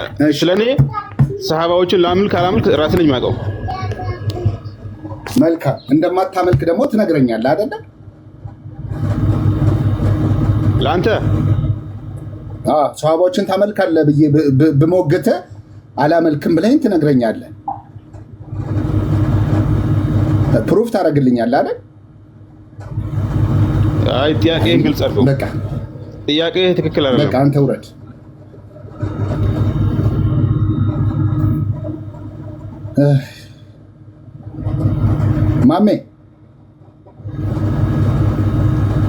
ማሜ እንደው አንተ ትሻላለህ። ተፍሲር ከኪሱን ብትሆን ትሻላለህ ማሜ። ሚውተን አንሳ። ቀደምም ማስረጃ አልሰጠህንም። ሚውተን አንሳ እስቲ። ብሌን ብሩኬ ብላችሁ ቲጂ እንደምን አረፈዳችሁ? እንደምን አደርሽ? ሰላም እግዚአብሔር ይመስገን። እንደውኔ ማሜ ማስረጃ ካመጣ ማለት ነው ብሩኬ እኔ ዛሬውን ነው ሰልምለታል። የእውነት ነው ምን ስልችት ያደረገን ሰው ይኖር ማሚ ነው። ክርስቲያኑ ሁሉ ተሰላችቶበታል ማለት ነው። እንዲህ ባለፈው ከቢኒ ጋር እንዴት እንዳደረገን አትጠይቀኝ ማለት ነው። ደግሞ ይኸውልህ ወይ ስልኩ ይዘጋል ወይ ኔትወርኩ ይጠፋበታል። አሁን ለማየት ያብቃክ። ትናንት እኮ ስልኬ ዘግቶ ይመጣል ነገር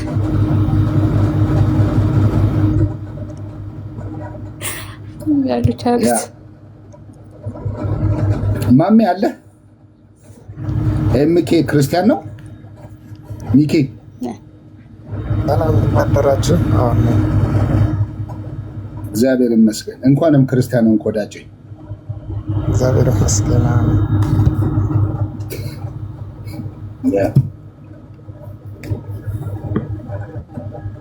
እንግዲህ ቁርአን በራሱ በቃ ራሱ ምስክር ነው። ራሱ ምስክር ነው የሚሆነው።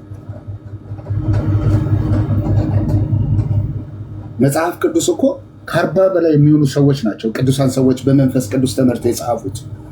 እንዴት ኮምፔር አደርጋለሁ አንድ ሰው ከጻፈው ጋር? እንዴት ሰይድ ስቤክ ነበረ። ሰላም ነው ሰይድ?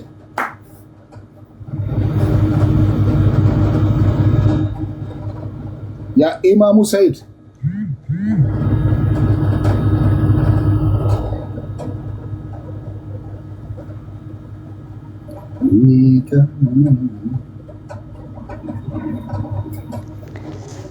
እስኪ አንተ ማን ነው ክርስቲያን ሆኖ ብሎ ያዘዘ? እንኳን ክርስቲያን ሆንክ ትለዋለህ። መልካም እሺ፣ ስለሱ አሳይሃለሁ። ምንም ችግር የለው። እኔ አሳይሃለሁ፣ አስተምርሃለሁ። በሱ ዙሪያ ላይ ትምህርት እሰጥሃለሁ። ክርስቲያን የተባልንበት አስተምረኝ። ምን ማለት ነው ክርስቲያን ማለት? እስቲ ትርጉም ክርስቲያን ማለት የክርስቶስ ተከታይ ነው። ግን ክርስቲያን ብሎ ሁን ብሎ ያዘዘ ማን ነው? በቃ የክርስቶስ ተከታይ ማለት ነው ወይስ እግዚአብሔር?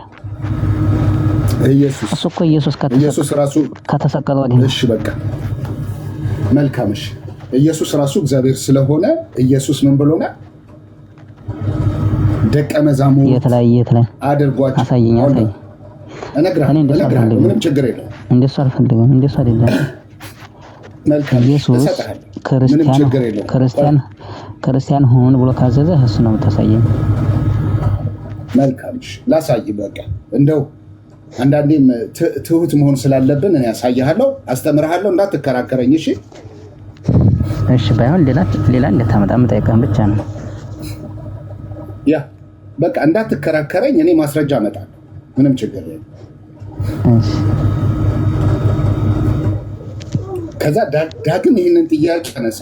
እሺ ሰይድ፣ ዳግም እንደው መቼም ቢሆን አላነሳውም። እኔ የምፈልገው አሁን ወይ እግዚአብሔር ወይ ኢየሱስ ክርስቲያን ሁን ብሎ ያዘዘበትን ቦታ ብቻ ሰጠኝ። ሚውት አድርጌ አዳምጣለሁ።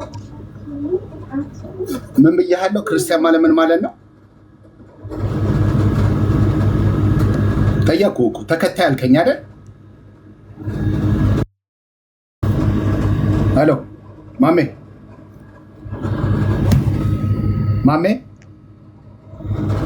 ኧረ ሰይድ፣ ሶሪ ሰይድ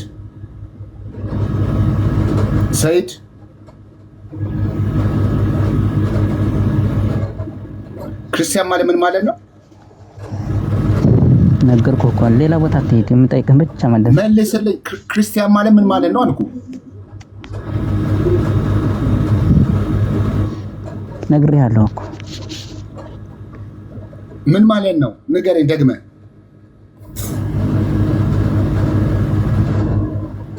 ንገምልኝ።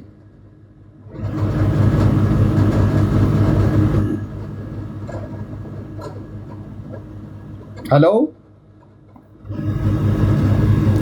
ይሄ ጥያቄ ከሆነባችሁ ጥያቄያችሁ ይመለሳል። ክርስቲያን የሚለው ጥያቄ ከሆነ የጨነቃችሁ ጥያቄያችሁ ይመለሳል። ምንም ችግር የለውም። ግን ትምህርት ነው፣ እኛ ጋር ትምህርት ነው። ኢቭን ኢፍ እኔ አምላክ ነኝ ማለትም አይጠበቅበትም። ትምህርት ነው ያለው። ኦኬ፣ አይጠበቅበትም። አሁን ክርስቲያን ማለት ምን ማለት ነው ብያለሁ። መልስልኝ ሰይድ።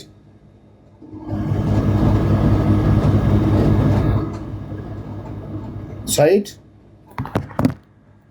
ለምን አትመልስልኝም?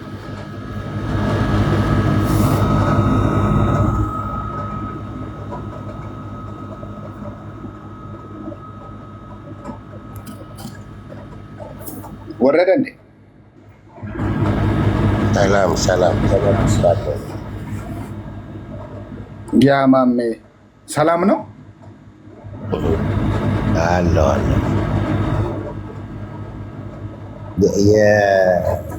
የህፃናቶች መታየት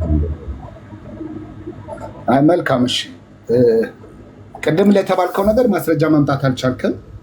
እኔው አንድ ወንድም አልቻልኩም ያለው ለምን ከተመለስክ ስጠን ማስረጃው ነው። አንተ ለጥያቄ ሲሆኑ ነው የምትመለሰው። ማንም የሚያደርገው ሚዩት ለምን አታርጉት? ከሚዩት አንስት ለምን? እኔ ነኝ ያደረኩት። እሺ አይ አንተ ለጥያቄ ሲሆን ነው እንደምትመለሰው። እስካሁን ስንጠራ መረጃ ማስረጃውን አመጣ። አዎ ህፃናቶች የኛን ክፈለን እያሉኝ እኮ ነው። የኢድ አምጣ እያሉ ነው። እሺ አሁን ማስረጃውን ንገረን። ሱረት ነባ ቁጥር 33 ሱረት ነባ ስንት ነው? ስንት ቁጥር ነው? ሆነሊ 78 እስከዛው ሰላም እንዴት አደራችሁ ብያለሁ። እሺ ሰላም፣ እንዴት ነህ ወንድማችን? እግዚአብሔር ይመስገን አለው። ቢላይ እንዴት ነሽ? ሁሉ ሰላም? ኢትዮ እንደምን አደርክ? ሰላም አደርክ? እግዚአብሔር ይመስገን። አዎ ከ30 ጀምረሽ አንብቢው እስከ 34 ድረስ በጣም አለ። የማንን ተፍሲር ላንብብልሽ? ይሄን ክፍል እኮ ነው ነግሬሃለሁ። 78 ላይ ያለውን ሐሳብ ነግሬሃለሁ። ቅድም ተፍሲሩን ነው ንገረን ያለው። አሁን ክርክራችን ምንድነው? በዚህ ከተማዎች ከምድር የሄዱ ሴቶች ናቸው ወይንስ እዛ ያሉ ሆረል ኤን የሚባሉ ሴቶች ነው የሚል ላይ ነው አይደለም? እኔ ከምድር የሚሄዱ ሴቶችን ነው የምለው። አወቅ አንተ ግን አይ ቅድም አበባም ደግሞ ያለችው ምንድን ነው? እዛ ያሉት ጡተ ጉችማ ምናምን የሚባሉት ሆረል አይኖችን ነው ያለችው። እኔ ደግሞ አይ አይደለም ከምድር ወደ ገነት የሚገቡ ሰዎች ሴቶችን ነው ያሉት።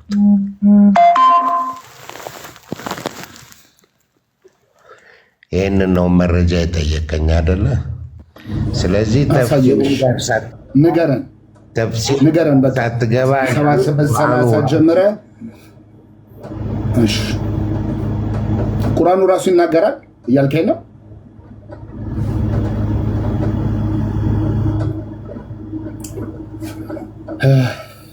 ማሜ ቁርአኑ ራሱ ይናገራል እያልከኝ ነው?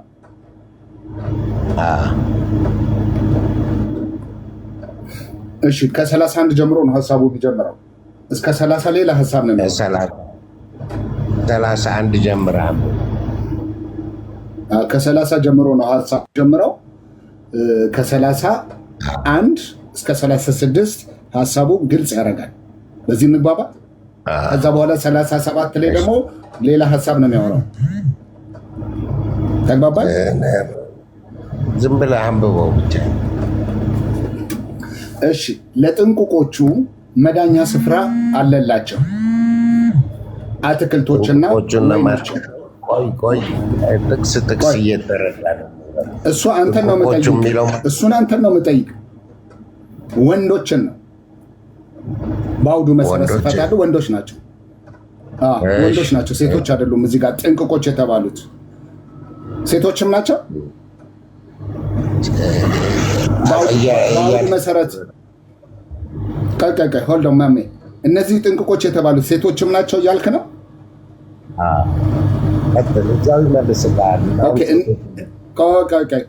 ምን አልከኝ? ምን አልከኝ? አዎ ሴቶች ናቸው አልከኝ። ሴቶችም አሉበት አልከኝ አይደል? ኦኬ 31ኛው ለጥንቁቆች መዳኛ ስፍራ አለላቸው ይላል። እኔ እዚህ ጋር ጥንቁቆች የተባሉት ወንድ ላለው፣ አንተ ደግሞ ወንድም ሴትም እያልክ ነው ያለው። ሆልዶ አትክልትና ወይኖችም ይላል። አትክልትና ወይኖች ሆልዶን በቃ አሁን አድምጠኝ። አንተ ሴቶች ናቸው እያልክ ያለው። ኦኬ ጥንቁቆች የተባሉት እዚህ ጋር ሴቶች ናቸው ወንዶች? አንዱ ላይ እርገጥልኝ። ሴቶች። ኦኬ እኔ ደግሞ ወንዶች ብዬ ነው የሚይዘው። ወንዶች ናቸው ብዬ ነው የሚይዘው። አንተ ሴቶች። ተመልከቱ፣ አሁን ተመልከቱ። ጥንቁቆች መዳኛ ስፍራ አለላቸው። እነማ? ሴቶች። 32 አትክልትና ወይኖችም ለማን ነው የሚሰጠው? ለሴቶች። እኩያ የሆኑ ጡተ ጉቸማዎችም ለማን ነው የሚሰጠው? ለሴቶች። እኩያ የሆኑ ጡተ ጉቸማ መባል የሚችሉት ሴቶች ናቸው። ወንዶች የሚሰጠው ነው። ለጥንቁቆች የሚሰጡ ናቸው። አንተ እነኚህ ገነት ውስጥ ያሉ ናቸው። how you read brother? ለጥንቁቆች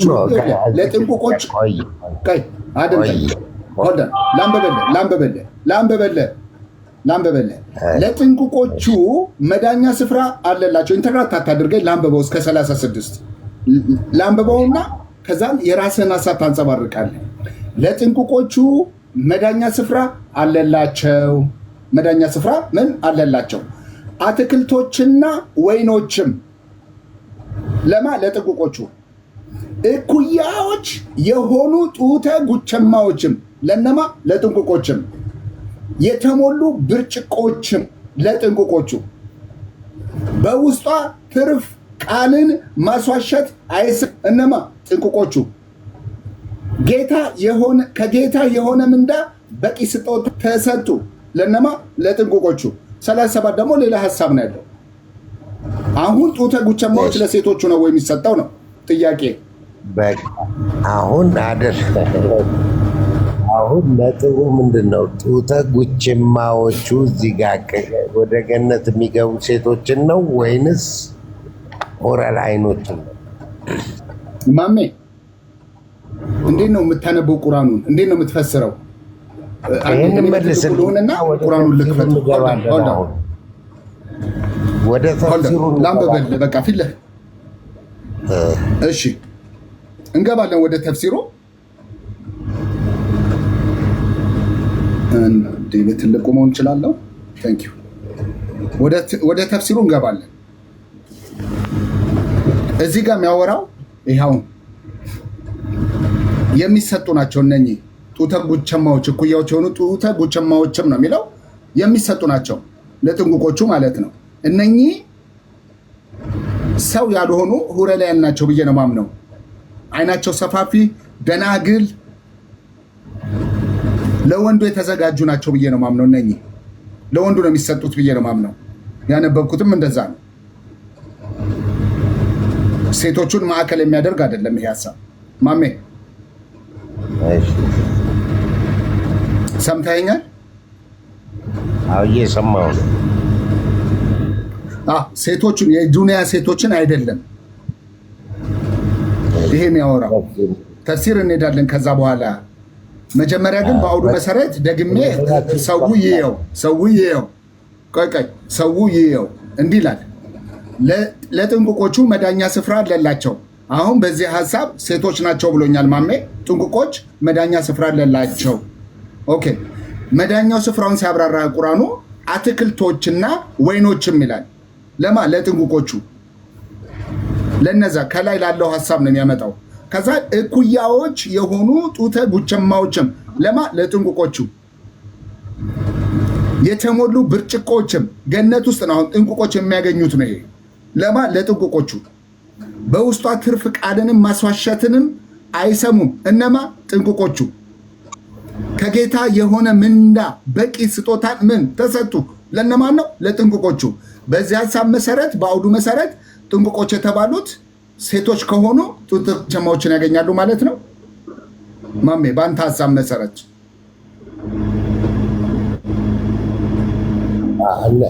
ወይስ ተሳስተህ ነው? ይህን ክፍ እሺ፣ የአደም ልጆች ናቸው። የዓለም ማስረጃ የአደም ልጆች እንደሆኑ የሚናገር ማስረጃ ሐዲስ ኦር ተፍሲር። ግን ክፍሉ የሚያወራው ለወንዶች የሚሰጡ ነው የሚሰጣቸው። እነኚህ ክፍሉ የሚያወራው ሀሳብ የሚያወራው ጥንቁቆች የተባሉ አሉ። እዚህ ጋር በእስልምናው ሀሳብ መሰረት ጥንቁቆች የተባሉ አሉ። እነማን ናቸው እነዚህ ጥንቁቆቹ? እንዲህ ይላል። እንደውም ሱረቱል ማርያም ላይ የተጠነቀቁትን ከዚያም የተጠነቀቁትን ምን እንላለን? እናወጣለን ይላል፣ እናድናቸዋለን ይላል። እነዚህ የተጠነቀቁት ናቸው የሚያገኙት። ወንዶች ናቸው። ይህን ክፍል የሚያሳየው ወንዶችን ነው። አንተ ግን ሴቶች ናቸው አልከኝ። አይ ዶንት አንደርስታንድ ዩ። የትኛው ዑለማ እንደፈታው አላውቅም። በአንተ እሳቤ ፕሊስ ማስረጃ ስጠኝ። እሺ፣ ትልቁ ላይ ታደርገኛለህ። የማንን ተፍሲር ነው የፈለግከው? እንከተልሃለን። ይሄን ሀሳብ ተንተርሶ ይኸውልህ ማሜ፣ እኔ እየጠየቅኩ ያለሁት እነኚህ እኩያ የሆኑ ጡተ ጉቸማዎችን ተንተርሶ የዱንያ ልጆች ናቸው የአደም ልጆች ናቸው ብሎ የፈሰረ ሙፈሲር አንድ እንድታሳየኝ፣ ኦር ደግሞ ከሰሃባዎቹ ከመሐመድ ንግግር አንድ እንድታሳየኝ እፈልጋለሁ። አብሽ መታሃል። ኢስላም ሱአል ወጀዋብ ላይ ነው ማስቀዳ ጥያቄውን ያቀረበ ሰው አለ። ምን ብለው ዑለማዎች እንደመለሱለት አስነብበሃል። የትኛው ዑለማ ማለት ኢስላም ኔት ላይ ገብተህ ልታወራኝ ነው እንዴ? እዚሁ ላይ ራሱ ስናነበው ይነግራል። ኢስላም ኔት ላይ ገብተህ ልታነግረኝ ነው? አንድ ሰው ተነስቶ የጻፈው ልታነብልኝ ነው ወይስ የቁርአኑን ሀሳብ ልትነግረኝ ነው? ኦር ደግሞ ኢብኑ አባስ እስላም ወይ ባለ መጽሐፍ ነው። እስልምና ጥያቄና መልስ ይሄ ከሁሉ የበለጠ ምርጥ መጽሐፍ ነው።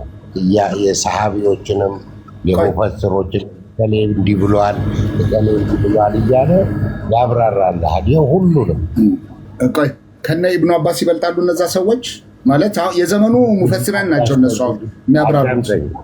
አዳምጠኝ ይኸውልህ እነ ኢብኑ አባስ እነ ሌሎችም ቢሆኑ በዚህ ዘመን ከነሱ የሚበልጡ ዑለማዎች አሉ።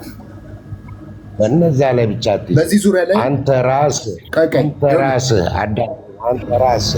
አንድ ጊዜ አንተ ራስህ እንደ ቁርአን ጥቅስ አምጥተህ ኢብኑ አባስ ከተረጎመው ውጪ በደንብ በመረጃ አድርገህ ትክክለኛ ነገር ከተናገርክ የኢብኑ አባስን ሀሳብ ትጥለዋለህ አንተ ራስህ ይቅር ሌሎቹ። ኦኬ መልካም ማሜ ኢብኑ አባስ ምን ብሏል? መጀመሪያ አሁን እንትን ላይ ነው ሸርዕ ላይ እየሄድክ ነው ይመስለኛል። ምሁራኖች የዘመኑ ምሁራኖች የሰጡትን ማብራሪያ ልታሳየን ነው። ኢብኑ አባስ በዚህ ዙሪያ ላይ ሱራ 78 ሆልዳ እሺ አንዴ እንግባባ 78:33 ላይ ኢብኑ አባስ ምን ብሏል? በዚህ ዙሪያ ላይ ጃለላይን ምን ብሏል? ኢብኑ ከትር ምን ብሏል? ሌሎችም ሙፈሲሮች መውዲዲ ምን ብለዋል? እነኝን ነገሮች ማየት ይቻላል። እንደገና ደግሞ እዚህ ጋም ሌላም አለ፣ ሌላ ፈሳሪ አለ። አሁን ከነዚህ የተለየ የምድር ሰው ናቸው እነኚህ ብለህ ካሳየኸኝ በምን ማስረጃ ልቀበልህ? ከነሱ የተለየ ሀሳብ ይዞ ከመጣ አንድ ሰው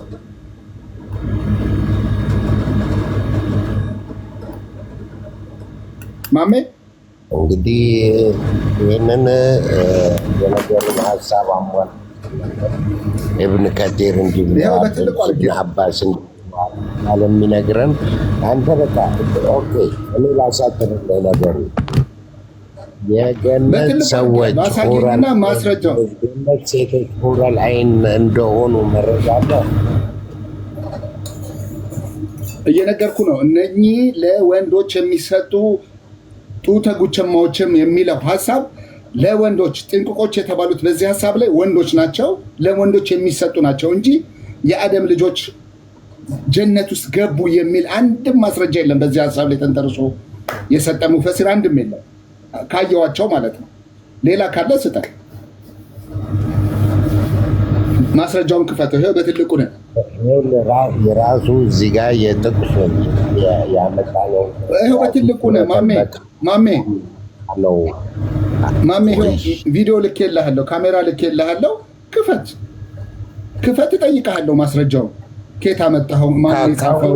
የምታመጣውን ማስረጃ አልቀበልም። አልወጣኝም። ይኸውልህ ማን የጻፈው? ምን ተንተርሶ ነው የጻፈው? መቼ ነው የተጻፈው? እነኚህ ጸሐፊው ማንነቱ መታወቅ አለበት። ምን ያህል ነው በእስልምናው ያለው ተቀባይነት ምን ያህል ነው የሚለውን ነገር እናያለን፣ ቼክ እናደርጋለን። ብዙ ነገር ቼክ እናደርጋለን። በነገራችን ላይ ብሩኬ አሁን ማን የሚያመጣው ራሱ ኤቪደንስ ራሱ ማለት ነው ምሳሌ መሆን አለበት። ለምን ሁሌ እኛ ማስረጃ ስናቀርብለት በተለይ ፈትዋ ላይ አሳይተን ስናመጣለት አይቀበልም። ስለዚህ አንተ የምታመጣው ማስረጃ ልክ እንደዛ ነው የምንለው። ገባ? አሁን ብሩኬ በጣም 5 የተለያዩ ተፍሲሮች አሉ አይደል? በአንቀጹ ላይ ማለት ነው። ይቅርታ። ስለዚህ አንተም እኛም ለሌላ ጊዜ ፈትዋ ስንሰጥ አይ ይሄ አልቀበልም እንደምትለው እንዳይሆን። ሻውን ቀጥል። ሌላ የእኔም እየጠየቅኩ ያለሁት ያንን ነው። አንድ ሰው ተነስቶ የሆነ ማብራሪያ ፈትዋ ሲሰጥ መጽሐፍ ሊኖረው ይገባል። በእስልምናው ተቀባይ የሆነ ሰው መሆን አለበት። የዘመኑ ስኮላር ተነስተው ይሄንን ሀሳብ ተሸማቀው ሴቶች እንዳይወጡባቸው ተሸማቀው ያወሩና እነኚህ የዱንያ ሴቶች ናቸው የምድር ሴቶች ናቸው ብለው ያወሩና ይህንን ሀሳባቸውን ለመሸፈን የራሳቸውን ፈትዋ ያስቀምጣሉ። ከሌ እንደዚህ ብሏል፣ ከሌ እንደዚህ ብሏል። ቁጥሩን አያስቀምጡ። አሁን ለምሳሌ ኢብኑ ከትር ተናግሯል ሲሉ ኢብኑ ከትር በምን ላይ በየትኛው መጽሐፉ ላይ ተናገረ? የዱንያ ሴቶች ናቸው የሚለውን ቁጥሩን ቁጭ ማድረግ አለባቸው። ገብተን ቼክ እናደርጋለን። ደግሞ እኮ ሰላም፣ ደህና ዋላችሁ፣ ደህና አደራችሁ ልበል። አብርሽ ሰላም ነው። የውላችሁ ደግሞ እኮ አልኢስላም ከረሙል መርአ ይልሃል። ደግሞ ገና ሲጀምሩ እስላም የእስልምናን ለሴትን ልጅ ክብር ሰጠ፣ ክርስቲያን ግን ለሴት ልጅ ክብር አዋረደ ይላል። ለምን ስትሏቸው ይህንን ብቻ አይደለም። እኔ ብዙ ቦታ ላይ ለሴቶች እንዴት እንዳዋረዳቸው ሙስሊሞች እንዴት ክብር እንደማይሰጥ አንዳንድ አያቶች ወይም አንዳንድ ሀዲሶች ስትገልጥላቸው አላሁ አለም ብለው ይወጣሉ። ገብተዋል።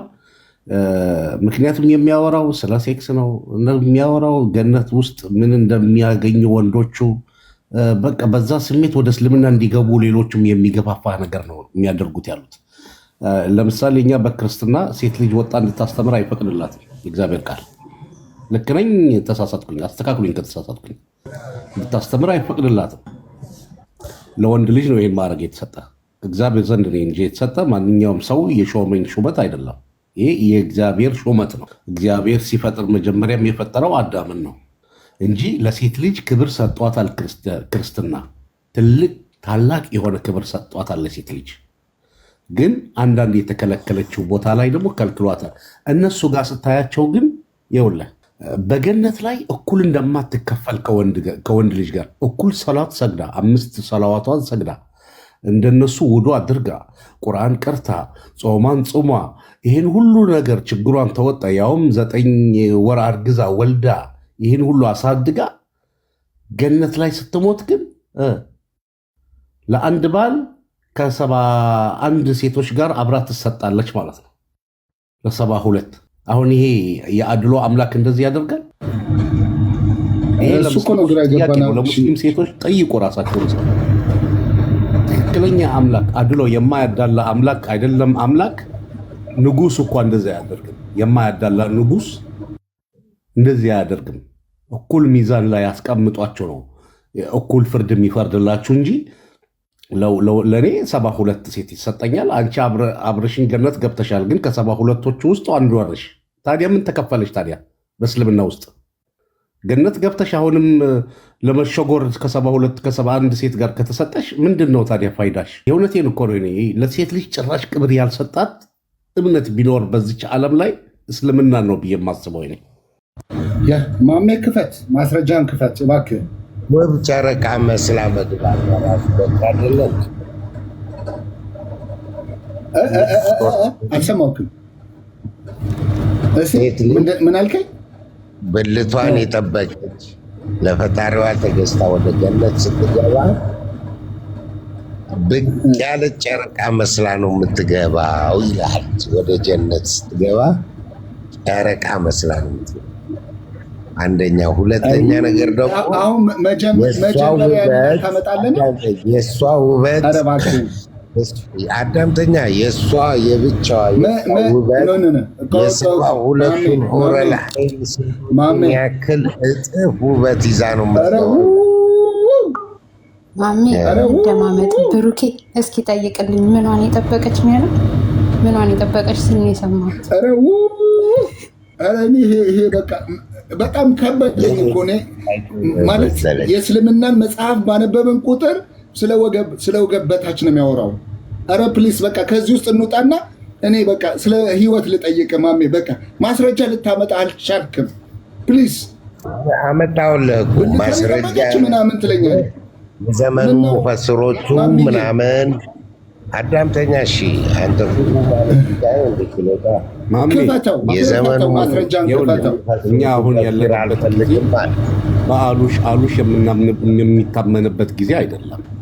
አንቀጽና ምዕራፍ የቁርአን ክፍል ካለ አሁን አንተ ያለው ምንድነው? ማሳየት አዳምጥ። አብርሃም ደጋግመህ አትናገር። አንድ ነገር አንዴ ከተናገርከው በቂ ነው፣ ይገባል እኮ። እኔ እኮ የገለጽኩልህ ከቁርአን አያ እንደ ወንድ ማስረጃውን ልግለጽልህ። ማሚ ለምን አትከፍትልኝ? ኦኬ ትሰጠኛለህ። ቆይ አሁን ማሚ ክፈትልን፣ አለበለዚያ በርዕሱ መሰረት ሌላ ሰው ይግባና እንወያይ ብሩኬ፣ ወይ እንማማርበት። የእውነቴን ነው። ኦልዌይስ የምታውቃለው ነገር በሙሉ ተቃራኒ። ቆይ ማሚ ቆይ አሁን ማለት ነው ማሚ፣ አሁን ከአንተ ጋር ያሉ ነገሮች ማለት ነው እውነት ሁላችንም አፍንጫችን ጋር ደርሷል። ናቲን ዊዛውት ኤኒቲንግ ነው የምታወራው። አንድም እንኳን ማስረጃ ልታቀርብልን አትችልም። የምታመጣው ነገር አልቀበልም ማለት እኮ እንዴ ማስረጃ አልቀበልም ማለት ሶዛት አንተ ነገር ተነስተህ መጽሐፍ ስትጽፍ ያንተንም እንቀበልህ ወይ አወራው ነገር ውበቷን ለጨረቃ ይመስላል አልክ። ውበቷን ጨረቃ መሰለ ፈረስ መሰለ ገነት ውስጥ ምን ያደርግላታል? መልስ ትሰጠኛለህ ለዚህ? ማናችን ዓለም ላይ ለማግባት ስትል ውበቷን ትጠብቃለች። ለማግባት ገነት ውስጥ ከገባች መግባቷን ካረጋገጠች በኋላ ውበቷ ጨረቃ መሰለ ፀሐይ መሰለ ምን ያደርግላታል? አስጠሊታ ሆና እንደዚህ ምናምን ትገባለች እንዴ? ሐዲስም ላይ እኮ አለ ነቢያችን አለይሂ ሰላቱ ወሰላም አሮጊትና ሽማግሌ ገነት አይገባም ይላሉ። ስማኝማ በአንድ አይነት እድሜ በእኩል ውበት ሆነን ነው የምንገባው። ይህንን ሳታስታውሱት መሐመድ ኧረ እንደማመጥ ይኸውልህ አሁን ማለት ነው ወደዚህ ወደዛ እያልኩ እየተሽለከለክ ምንም ርዕስ መቀየር አያስፈልገው። ቡርኬ ጠየቀህን መልስለት። በእናትህ ዝም በል። አሁን ማስረጃ ክፈትልን፣ በትልቁ ነህ ማስረጃ ክፈትልን። አንድ ነገር ስንነግራችሁ እኛ የምናምንበትን ነገር ነው የምንናገረው ማለት ነው። እኛ ምንም አይነት ነገር ስንከፍትልህ ምንድን ነው የምታቀርብልን ማስረጃ? ይሄን እቀበላለሁ በራስህ ቁርአንና ሐዲስ ራሱ you have no confidence። በኮንፊደንስ የምታወራ ሰው አይደለህም ማሚ፣ በኮንፊደንስ የምታወራ ሰው አይደለህም። እያቋረጣችሁ እኮ ነው አሁን ላለመስማት ተቸግራችሁ። ስሚኝ እሺ፣ በኮንፊደንስ የምነግርሽ ነገር እየከፈትኩ ነው። ቆይ በቃ እስከዛ ድረስ ሚዩት አድርግ። ታንክ ዩ። የኛ መጽሐፍ ግን ምን ይላል መሰለ? ጳውሎስ በገላትያ መልእክቱ ላይ እንዲህ ብሎናል፣ በክርስቶስ አንድ ትሆኑ ዘንድ ይላል። ገላትያ 3 ከ27 ጀምሮ ላንብብልን። እንደው ከፍ ብዬም ከ27 ጀምሮ በክርስቶስ አንድ ትሆኑ ዘንድ የተጠመቃችሁ ሁሉ፣ ከ26 ጀምሮ ላንብብላችሁ። በእምነት በኩል ሁላችሁ በክርስቶስ ኢየሱስ የእግዚአብሔር ልጆች ናችሁና። ሁላችሁ ሲል ወንድ የለም ሴት የለም፣ አይሁዳዊ የለም ግሪክ የለም። ወረድ ብዬ አነብልሃለሁ። በእምነት በኩል ሁላችሁ በክርስቶስ ኢየሱስ የእግዚአብሔር ልጆች ናችሁና ከክርስቶስ ጋር አንድ ትሆኑ ዘንድ የተጠመቃችሁ ሁሉ ክርስቶስን ለብሳችኋልና።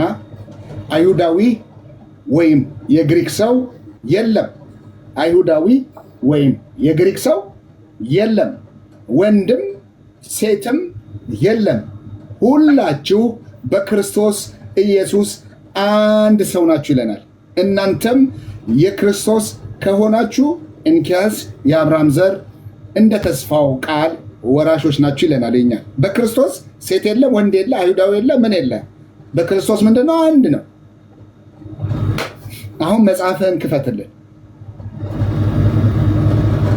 መጽሐፍህን ክፈትልን። የማን መጽሐፍ ነው? የማን መጽሐፍ ነው? መጀመሪያ መጽሐፉ ጸሐፊው ማን ነው? ኢር እሳዕዲ ማን? መቼ ነው የተተረጎመው? መቼ ነው የተጻፈው?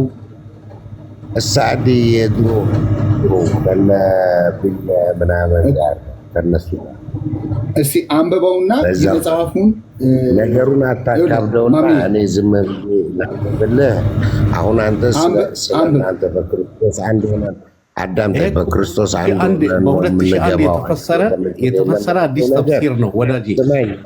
እኔ ተወልጄ ያዳምጠኝ ነው የተፈሰረው። ይሄ ያው ሳዲ ስታመጣ ትንሽ አታፍርም?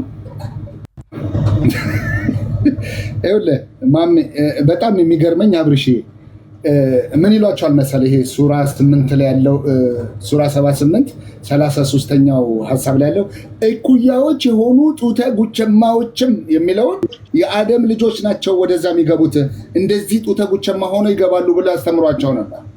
አሁን ይህንን ሀሳብ በዘመናችን መጡና ምን ሊያደርጉት ነው? አስተካክለው የአደም ልጆች ናቸው ብሎ ሊነግሩን ነው። ግን መጽሐፉ የሚያወራው ቁርአኑ ራሱ ይሄ አላህ ቃል ተብሎ የሚታሰበው ለጥንቹም ይላል ከ31 ነው የሚጀምረው። ሐሳቡ 36 ላይ ተናገረ። ከጉችማ ብቻ ከሆኑ ወንዶች አይገቡም ማለት ነው። እህታችን ማርዬ ማስረጃህን አምጣና ሳያልሽኝ አይደለ? ይኸውልሽ አይሰሙኝም። ይኸው እንስማህ። እሺ ቀራለን። አንተ አሁን ምን ብለሃል? ቃል በኢየሱስ ክርስቶስ እንዲህ ብሎ አስተምሮናል። ልዩነት የለም፣ ወንድ ሴት፣ አይሁዲ ምናምን የለም የሚል መጽሐፋችን ላይ አለ ብለህ ተናገር። ካመንኩ ለምን እምነትህ ነው።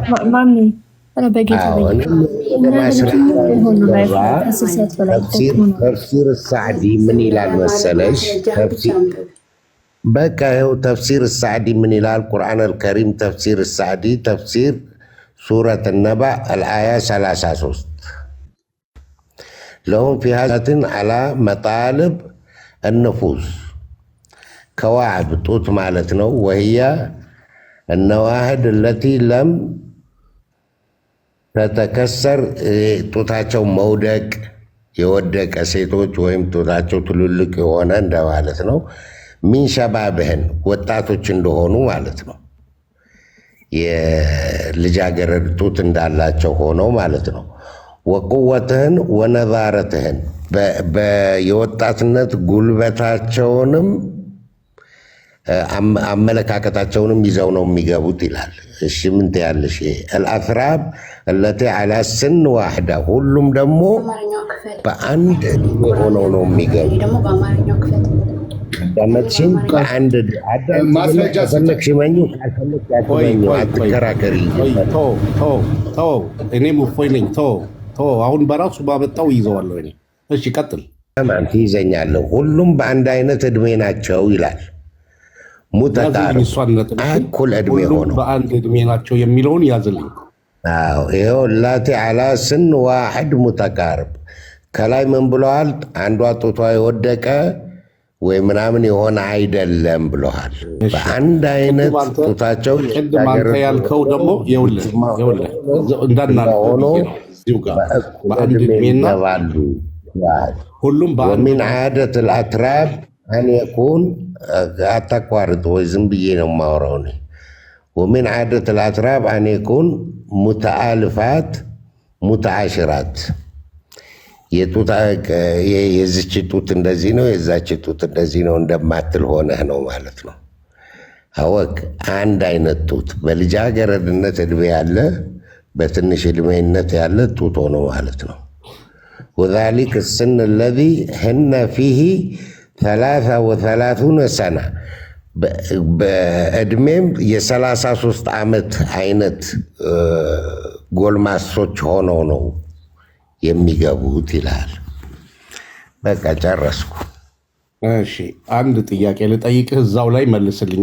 አትሸፍነው፣ አያውን አውጣው፣ ናምጣው። አሁን ባመጣኸው በአንድ አይነት እድሜ ውስጥ ሆነው ነው የሚመጡት ብለሃል። አንድ አይነት ጡት ለምን ማሜ? አዎ ላቲ አላ ስን ዋሕድ ሙተቃሪብ በእኩል እድሜ ሆነው። ኦኬ ከቅድሙ ንግግርህ ጋር አይጋጭም ወይ ልልህ የምፈልገው በአንድ ቦታ ላይ ነው። ቅድም ምን አልከኝ አንተ? በዚች ዓለም ላይ የኖረች ሴት የሰገደች የጾመች ከወንዱ ጋር እኩል የሰራች ሴት ገሃን ወደ ጀነት ስትገባ እንደ ጨረቃ ታበራለች፣ ከሌሎቹ በሙሉ ትለያለች ብለሃል። አሁን ከሱ ጋር አይጋጭም ወይ? አንድ ያዝልኝ። አይጋጭም። እንዴት ነው የማይጋጨው? የእሷ ውበት የተለየ ከሆነ እሷ ውበት ከተለየ ከሆነ ውበት ከነሱ የተለየ ከሆነ ከዚህ አያህ ጋር ተፍሲርህ ጋር አጠር ያለ ንግግር እንነጋገር። አንተ ዝም ብለህ ጥያቄውንም መልሱንም ትችቱንም ሁሉንም አትዘርግፈው። ጨረቃ መስላ ነው። ቅድም ሰምቼሃለሁ አይደለም? አልሰማኛ ጥያቄ ስትጠይቅ በቃ ጥያቄ ነው። አቁም። ጠይቀህ መልሰህ ትንታኔ ሰጠህ ማብራሪያ ሰጠህ ጠይቀው እኮ የራስ እሳት መልስልኝ።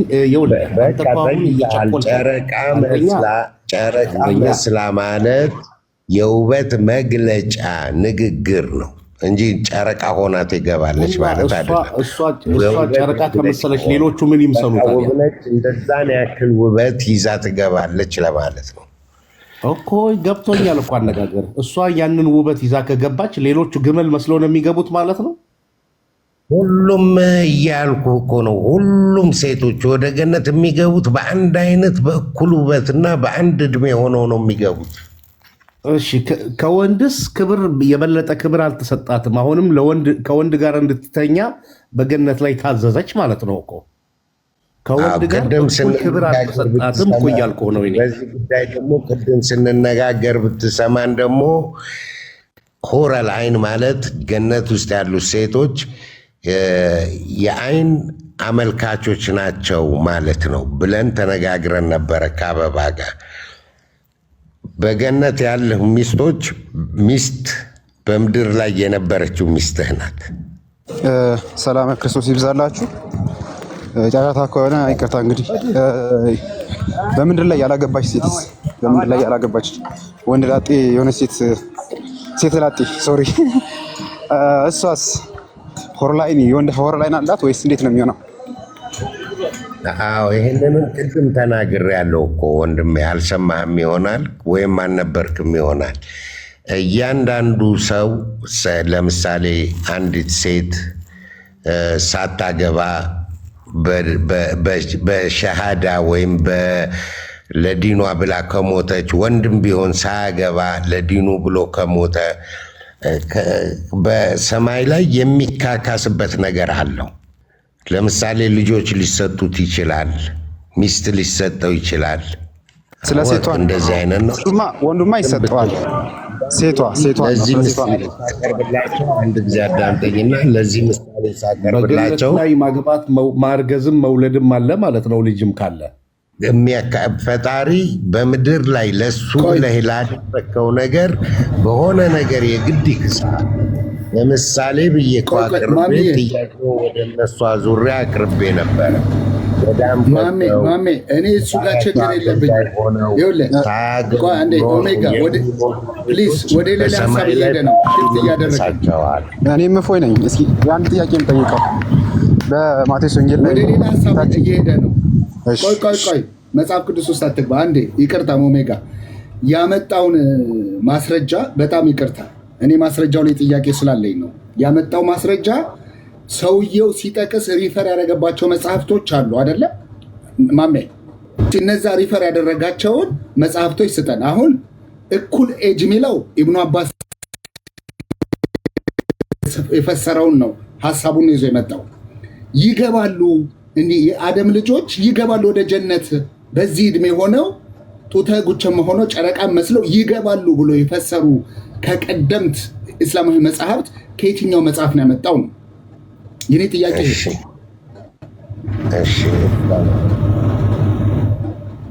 ማስረጃ እንድጠይቀው ነው። ጸሐፊውን ማስረጃ መጥቀስ አለበት። ሲጠቅስ የሆነ ሀሳብ ሲያነሳ በጣም ይቅርታ ኦሜጋ። ኦሜጋ እሺ፣ እኔም ሆይ ነኝ ያዳለው ስታስበው እዚህ ምድር ላይ ሆነን የከሌ ሚስት እንዴት ቆንጆ ናት፣ የከሌ ሚስት እንዴት አስጠሊታ ናት፣ የከሌ ሚስት እንባባላለን። እንደዚህ አይነት ወሬ ነው የምንሄድ ይመስልሃል? ገነት ስንገባ እኔ አይመለከተኝም። ስለዛ ገነት ስንገባ ምናምን እኔ ስለ እሱ አላወራው። እንዴት ሆነው ይግቡ እሱ አላሁ አለም ልበልና አምላክ ነው የሚያውቀው ብዬ ላስቀምጥልን። ቤላዬ እንዴት ሆና ትገባለች? አምላክ ያውቃል፣ እኔ አይደለሁም የማውቀው። አሁን ልጠይቅ የፈለግኩት ያም ፈሳሪው ሲያብራራ ጀነት እንደዚህ ሆነው ይገባሉ የአደም ልጆች ብሏል አይደለ ማሜ? እሱ ነው የኔ ፖይንቴ፣ እሱ ነው እንጂ ሌላው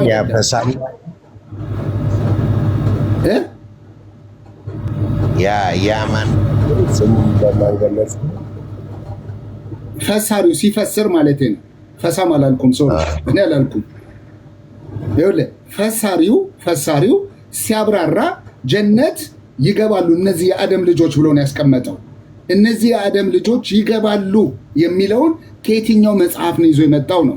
አሁን ኢኳል ኤጅ የሚለውን ኢኳል ኤጅ ወይም ደግሞ እኩያ ሆነው ጡተ ጉቸማ ሆነው ይገባሉ የሚለው ጡተ ጉቸማ ይሆናሉ የሚለው ኢብኑ አባስም ተፈስሮታል፣ ጃለላይንም አውርቶታል። ቅድም ከፍቼ ያሳየው ላይ ጠቅላላ አውርተውታል። ግን ይገባሉ ከምድር ያሉት ማለት ነው ወደ ጀነት ይገባሉ ብሎ የፈሰረ አንድ ሙፈሲር እንጂ በእኛ ዘመን መጥቶ የሆነ ሰው ቢያስቀምጥ እንዴት ነው የምቀበለው? ማስረጃ ሊያመጣ ይገባል እያልኩ ነው ያለሁት። You get my point, bro?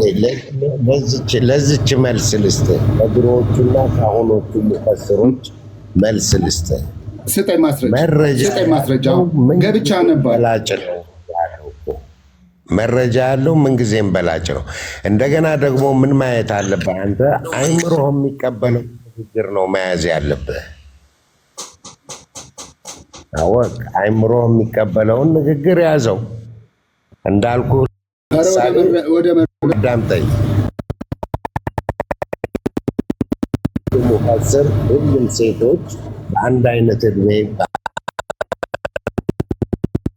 አይነት ሆነው ጨረቃ መስለው ነው ገነት የሚገቡት ቢለኝ ይሄ ትክክል ነው የምለው። አንዷ አስጠሊታ፣ አንዷ ጡቷ የወደቀ፣ አንዷ ያረጀች፣ አንዷ እንደ ቦርጯን የዘረገፈች ሆና ነው የምትገባው ቢለኝ አልቀበለውም። ምክንያቱም ይሄ ምድራዊ ነገር ነው። ሰማይ ላይ ግን ማንም በማንም የሚቀናናበት ነገር ስለማይኖር ሁሉም በአንድ አይነት ውበት ነው የሚገቡት የሚለውን ነገር አይምሮ ይቀበላል።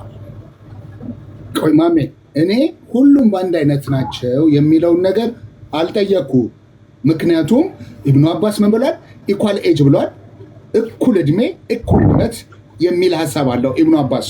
ኦኬ፣ ኢብኑ ከተርም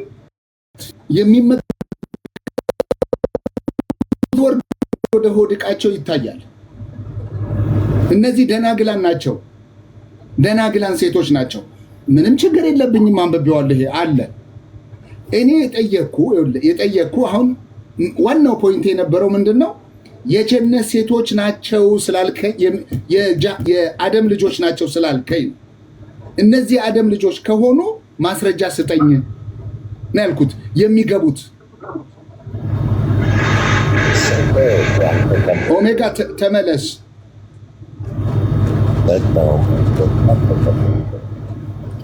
ይህንን ስጠኝ፣ ማስረጃ ስጠኝ። ሰጠኝን ምን ሰጠኝ? ቅድም አነበብኩልህ። ይሄን እኔ ጥያቄ ኖ ማስረጃ ስጠኝ። ጓደኛ እንዳውም የሳዕዲ